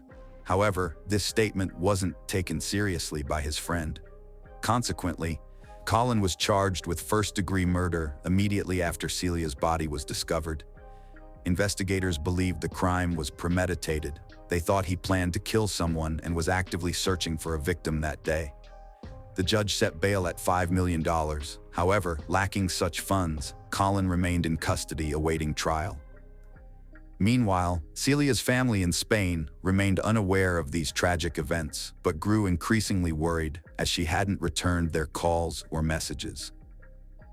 Police officers alongside Ames tried reaching out to their colleagues in Point San Miguel and embassy personnel in Madrid to inform Celia's family about the terrible news. However, since it was past midnight in Spain, there was no one available at work or answering the phone. The coach had to make the most difficult phone call of his life. After several hours with no updates, the parents learned that their daughter had been brutally. Later, a serrated knife was discovered in a wooded area containing fingerprints and DNA of the homeless man. Additionally, blood under the victim's fingernails contained particles of Colin's skin, demonstrating that these scratches were inflicted by the deceased rather than by branches. Initially, the homeless man denied any guilt. However, under pressure from substantial evidence, he confessed to his actions. He stated that he had consumed substances that day and was not thinking clearly. While walking through the woods, he saw a young girl who was alone and decided she would be an easy target. Colin had never met or known her before. Celia was an unfortunate victim of his violent attack. Iowa abolished the death penalty in 1965. Thus, he faced a maximum sentence of life imprisonment without parole. At his trial, Colin's family provided an account of his life. His parents were never married or living together when he was born. For the first 10 years of his life, Colin lived with his father, who raised him strictly and often sent him to bed alone while frequenting bars himself. His grandparents cared for him during this period until his mother contested custody and brought him to live with her after marrying another man and having 2 more children. They resided in the countryside because it seemed more peaceful there. The household maintained strict discipline, and Colin's room was always spotless, a point which led family members to joke that he should join the army. Colin performed well academically, but began experiencing behavioral problems as a teenager after reconnecting with his alcoholic father. Despite attempts by his father to re-educate him, Colin did not heed advice and was ultimately kicked out of their home at age 15. From there, he joined poor company, dropped out of school, and became addicted to alcohol as well as other substances. When Colin was 18, he had a girlfriend who was twice his age. In May 2015, he was arrested for domestic violence. He was found and sentenced to 60 days in jail. Another time, when was accused of shoplifting, he threatened to return and shoot up the place. Cole's life spiraled out of control, but no one seemed to notice. In the 2 years that followed the domestic violence case, he was repeatedly arrested for theft, harassment, and attempted burglary. He was sent to undergo behavioral intervention courses, which didn't help. In November 2017, Colin was incarcerated at Mount Pleasant Correctional Facility for 2 years for burglary, as well as a probation violation. Despite disciplinary problems, including fights with other inmates, he was released on parole after just 7 months in June 2018 because the prison was running out of space. Only 3 months later, he killed Celia. After leaving prison, Colin was met by his mother and stepfather with whom he lived. They resumed their relationship and corresponded while Colin was behind bars. His parents believed in him and gave him a chance for a normal life, taking his word that he would not use illegal substances and cease communicating with old friends from bad company. However, 2 weeks later, he was kicked out of his home for not keeping his promise. Colin headed to Ames, which was an hour away from his home. For a while, he found refuge in the city's only homeless shelter, but there weren't enough beds. He asked his mother for help, and she bought him a tent. In his new city, Colin quickly came to the attention of the Ames Police Department. On June 29th, he was arrested for public drunkenness. On August 11th, police received a complaint from a Target store that Colin and another homeless man were camping in an open lot behind the store and were chased away. They then camped in Squaw Creek Park so as not to disturb anyone else. Colin stated that the police permitted them to camp there, but this is contradicted by the police, who assert that overnight camping in the park is prohibited and no one advised him to break the law. On September 2nd, just 15 days before Celia's murder, police responded to a call at Burger where Colin had threatened customers with his knife. Despite this, he was released. On September 8th, his mother and stepfather came to Ames to celebrate Colin's 22nd birthday. They took him to dinner and then to the laundromat to wash his clothes. His mother was concerned about his behavior. Colin was uncommunicative and distant, giving brief, one-word responses to their questions. After they dropped him off at a tent in the park where he was living with another homeless man, they drove home. At that point, Colin confessed to his friend that he wanted to rape and kill a woman. Tragically, Celia was found dead the next morning, though she had not been raped. Police believe he did not have enough time. Colin's parents said it was his own fault. They tried to help him, but could not change his path. Consequently, Colin received a life sentence without parole on August 23, 2019. He's currently serving his sentence at Story County Jail in Nevada, Iowa. The entire town of Ames mourned Celia's death. Thousands gathered for a candlelight ceremony to honor the talented athlete. Her family was devastated by the news of her murder and outraged that someone who had achieved nothing and aspired to nothing had so cruelly taken her life. Colin showed no regard for Celia's life.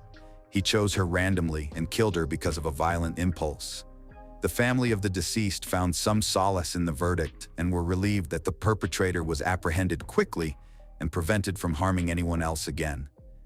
They only wished they hadn't let their daughter go so far away, even though it was her dream. Statistically, the US is not safe. The per capita murder rate in the US is 26 times higher than in Spain.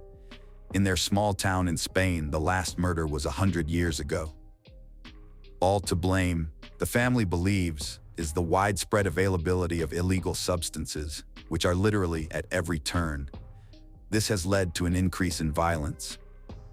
Her parents have kept Celia's room exactly as she left it, with one notable addition: an engineering degree posthumously awarded by the state of Iowa. They often stroll through the local golf club and remember when their daughter took her first steps in the sport. Here, the community of Ames, including the university administration and students, were outraged by this crime. Particularly concerning was that the golf course bordered a wooded area and had no fencing. As a result of this negligence by the golf club, the girl's life was put in danger. This was not the first murder case in that neighborhood. Back in 2008, there was a stabbing incident where one man was killed and a homeless assailant was found guilty of murder. It remains unknown if measures were subsequently taken by the golf club to ensure player safety on holes 7 and N. After Celia's death, her boyfriend Carlos could not stay in a city where everything reminded him of her. Carlos moved to Florida, and his further fate is unknown. Celia's brother experienced considerable stress following her death and lost significant weight.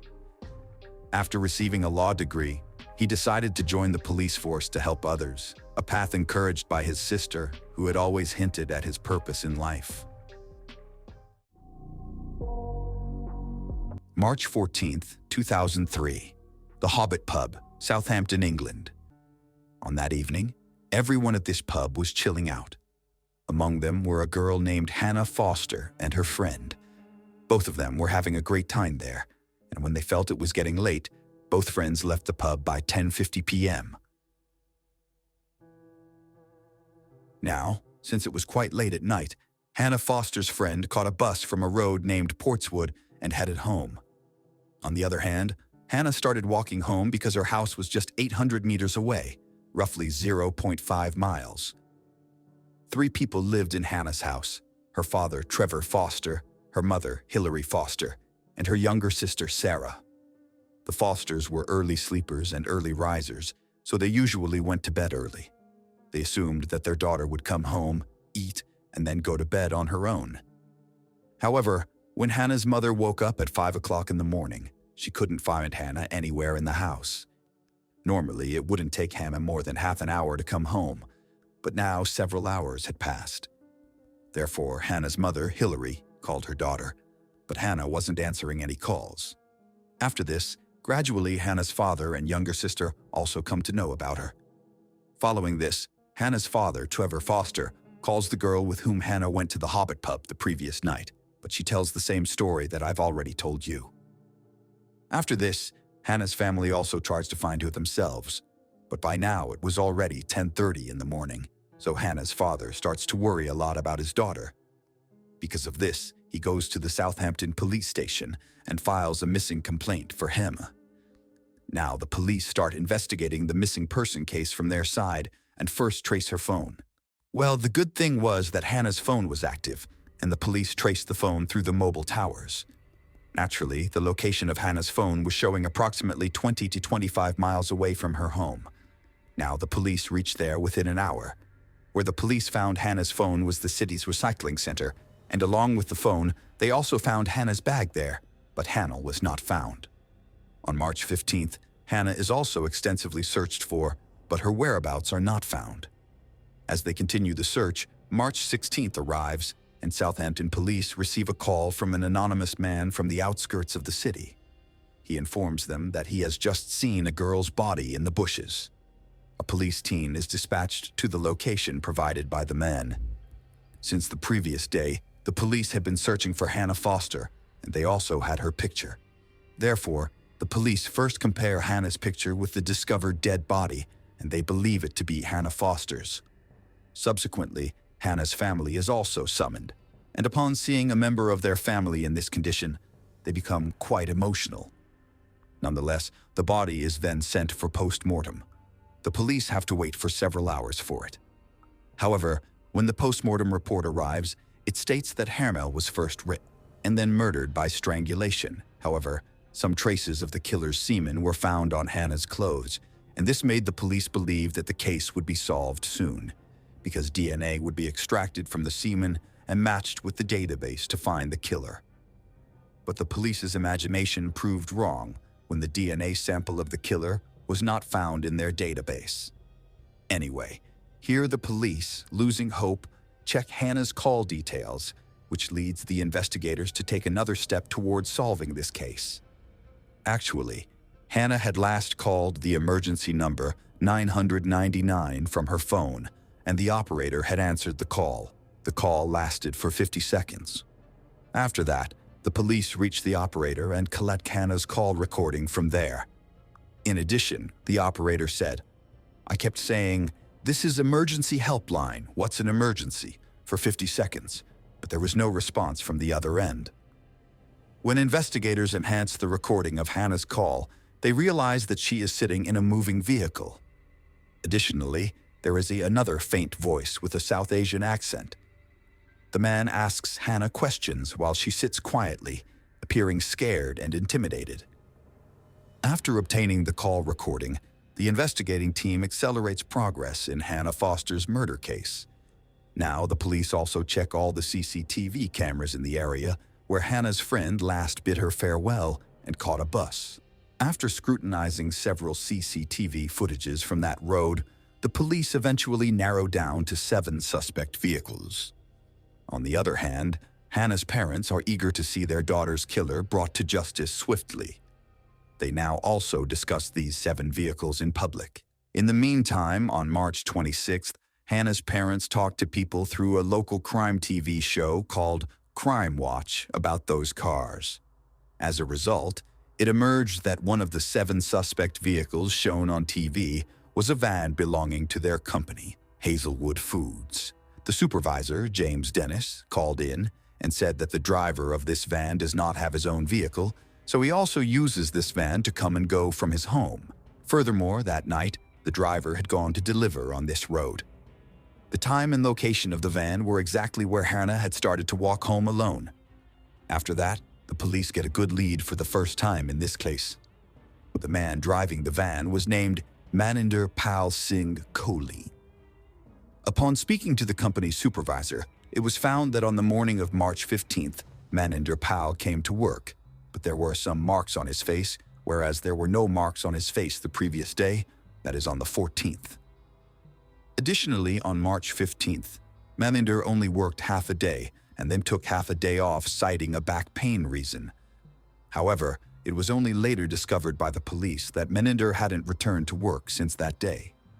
Now, hearing the whole story, investigating officers along with forensic experts arrived at Hazelwood Company. Subsequently, the van driven by Maninder was thoroughly examined by forensic experts, and some traces of semen and blood were found in his vehicle as well.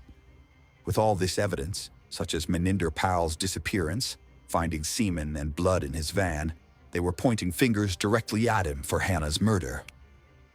However, apart from this, the police once again scrutinized Maninder Pal's van through CCTV cameras, and it becomes clear from the CCTV footage that Maninder Pal had taken his van to the recycling center on the night of March 14th, and where Hannah's body was found, his van had also passed through that road. Maninder Pal had now become the prime suspect for the police. Therefore, the police now embark on the search for Maninder Pal, and first they go to his home address, obtained from the sandwich company where he used to work. There, Maninder Pal's wife and 2 children used to live, and his wife was a citizen of the UK. But upon reaching there, the police learn something that completely changes the course of the case. In fact, Maninder's wife reveals that he had actually left for India on March 18th because Maninder's mother was very ill.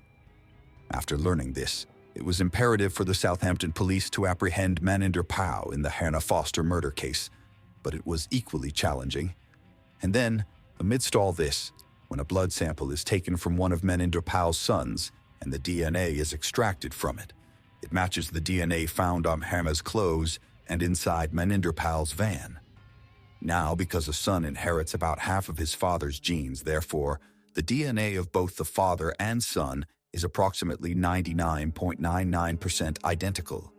It had already been confirmed that Maninder Pal was indeed the real culprit. After that, the police from England contacts India through the government. Now, since Maninder Pal's ancestral home was in the city of Chandigarh in India, assistance is sought from the police there. Subsequently, the Chandigarh police obtained the address of Maninder's house and reached there.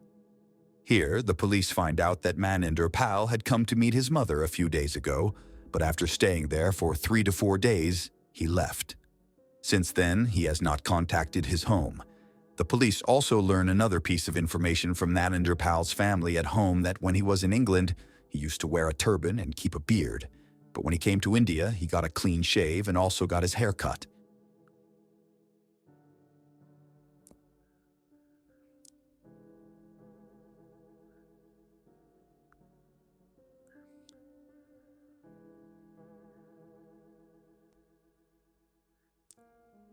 Until now, Hannah's parents had also found out about their daughter's killer, and they were also waiting for him to be caught.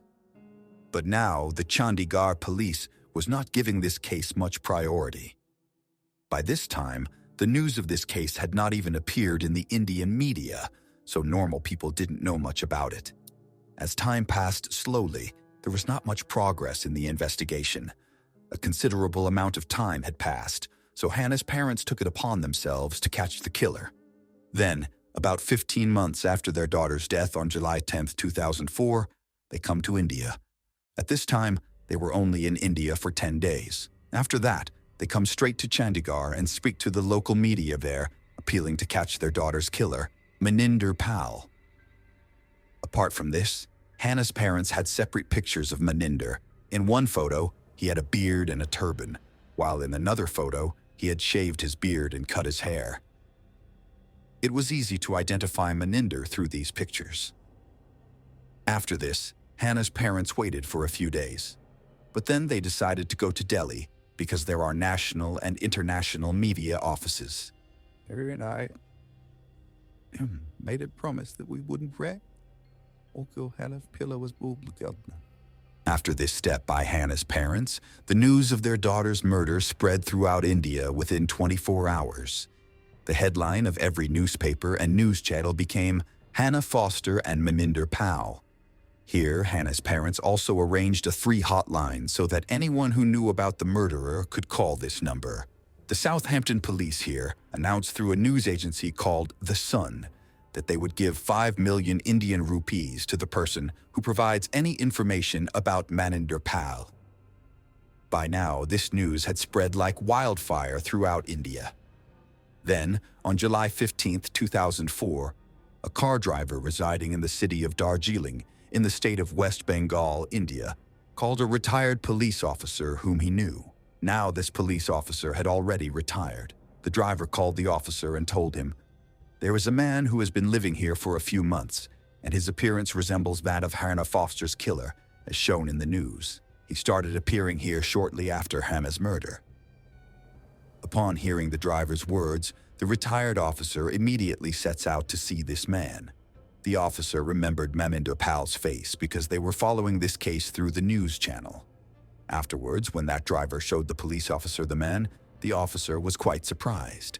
Then he immediately contacted the local police, and the local police caught Maninder Pal in the bus, going from Kalimpong town to Nepal. Here, the police find out that Maninder Pal was planning to flee to Nepal after seeing his news on TV channels and newspapers. Besides, the police also find out that Maninder Pal had changed his name to Mike Davis in West Bengal. In addition to Maninder, there was also a woman on the bus, and then it was revealed that Maninder had remarried after coming to India. Now, Maninder was arrested and brought to Delhi, and during the custody of a few days here, Maninder confessed to his crime. Then he told the whole story of how he murdered Hannah that night. The story was something like this. Actually, on the night of March 14, 2003, Maninder was parked on that road drinking in his van where Hannah passed by. But when he saw Hannah, bad thoughts started coming to his mind. Afterwards, he forcibly kidnapped Hannah and placed her in the van. Although there, Hannah requested to be released from Maninder, but Maninder paid no heed to her requests. In the meantime, Hannah also called the emergency helpline number, but due to Maninder's presence, she couldn't say anything. This led the call operator to believe it might be a missed dial. Later, Maninder takes Hannah to a deserted area and rapes her. However, after committing the crime, he realizes that if he lets Hannah go alive, she will go to the police and file a complaint. Therefore, Maninder strangles her to death. Then he disposes of Hannah's body where it was found. On March 15th, the next day, Maninder takes half a day off from work under the pretext of a back pain. But he had Hannah's mobile phone and handbag with him, so he dumps them in a recycling bin at the city recycling center. Afterwards, he goes to one of his friends and asks for some money on loan because he had to go to India to meet his sick mother. However, his friend doesn't have as much money as Maninder needed. Then Maninder comes back home and also tells his British wife that his mother is sick in India and he needs to go there and requires some money. Understanding Maninder's need, his wife talks to her father, and on March 17th, Maninder's father-in-law lends him some money. The very next day, Maninder catches a flight to India. However, the excuse of his mother being sick was just a pretext. In reality, Maninder had come to India to escape from the England police. Upon arriving in India, Maninder goes to Chandigarh, his ancestral home, meets his mother, but here he completely changes his appearance. After changing his appearance, Maninder goes to Darjeeling, and after some time he changes his name and marries another woman there, where he starts living thereafter. Now, because neither anyone in India knew about Hannah Foster's murder nor about Maninder Pal, Maninder wasn't caught for 15 months. But then, when Hannah's parents come to India, only then is Maninder caught.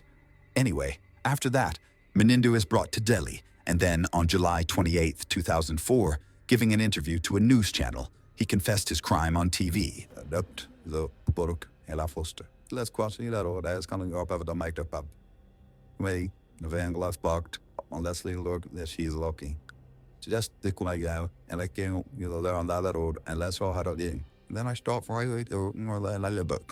But upon the whole incident, while confessing, Maninder denies and says, "That night I had drunk a lot. I didn't want to kill Hannah, but when I left her, then Hannah started threatening to complain to the police. Although I threatened her a lot, but she didn't agree, which led me to kill her. I wrote up a long bed night. But then my mother is very ill in India. I want to work with the eyes though. It is very, very fragile upon me, that her, that beer was probably blank that night, my hand was, and I done that going." However, in August 2004, Maninder Pal changed his statement. He said, "I didn't do all this willingly, but it was done to me forcibly." After this statement, Maninder was placed under judicial custody in Delhi, and then the process of extradition to Britain begins. This process takes about 3 years, but finally on June 8, 2007, the court granted permission for Maninder Pal to go to England. Once in England, Hampshire police arrest Maninder. Then Maninder's blood sample is taken, and it matches 100% with the DNA found from Hannah's clothes and semen obtained from the van. After that, from December 10, 2007, the trial begins in the Winchester Crown Court. Here, Maninder appeals not guilty to all the charges against him. Maninder said, "That night, some criminals broke the window of the van and threw Hannah's body inside the van. Now, because they was drunk, to trap me, those criminals forced me to rape Hannah, and they may even force to kill her." Even in court, Haslewood Foods Company supervisor James Dennis testified, but Maninder said, "I borrowed 16,000 euros from James, and he is also under the misconception that I am having an affair with his wife. That's why James is targeting me." Maninder also said, "Maybe James hired those 3 men to frame me and forced me to commit this crime on the night of March 14th. But in the end, when the police investigated Maninder Pal's all statements, it all turned out to be lies. And finally, on November 25, 2008, all the allegations against Maninder Pal were proven. After that, he was sentenced to life imprisonment. Now he will be imprisoned without parole for at least 24 years. At the time of sentencing, he was 41 years old, and he will remain in jail until 2030. Of the 5 million rupees reward offered for catching Maninder Pal, 367,000 rupees were given to the taxi driver who first informed the police about Maninder Pal. With this, the money was divided among 12 other people because besides the taxi driver Jason Lepsha, those people also played an important role in solving this case. However, Jason used that money to buy land and then established a school for disadvantaged children on it, named the Hannah Memorial Academy in Foster's memory. Then, in 2006, when Hannah's parents visited Darjeeling and learned about this, they were very pleased. When these people returned to England, Hannah's parents started a registered charity to help Jason along with other people. This now greatly helps Jason Lepsha's school. So friends, this was the complete story of the Hannah Foster murder case. If you appreciate our efforts, like and share this video. If you haven't subscribed, do so now. Thank you.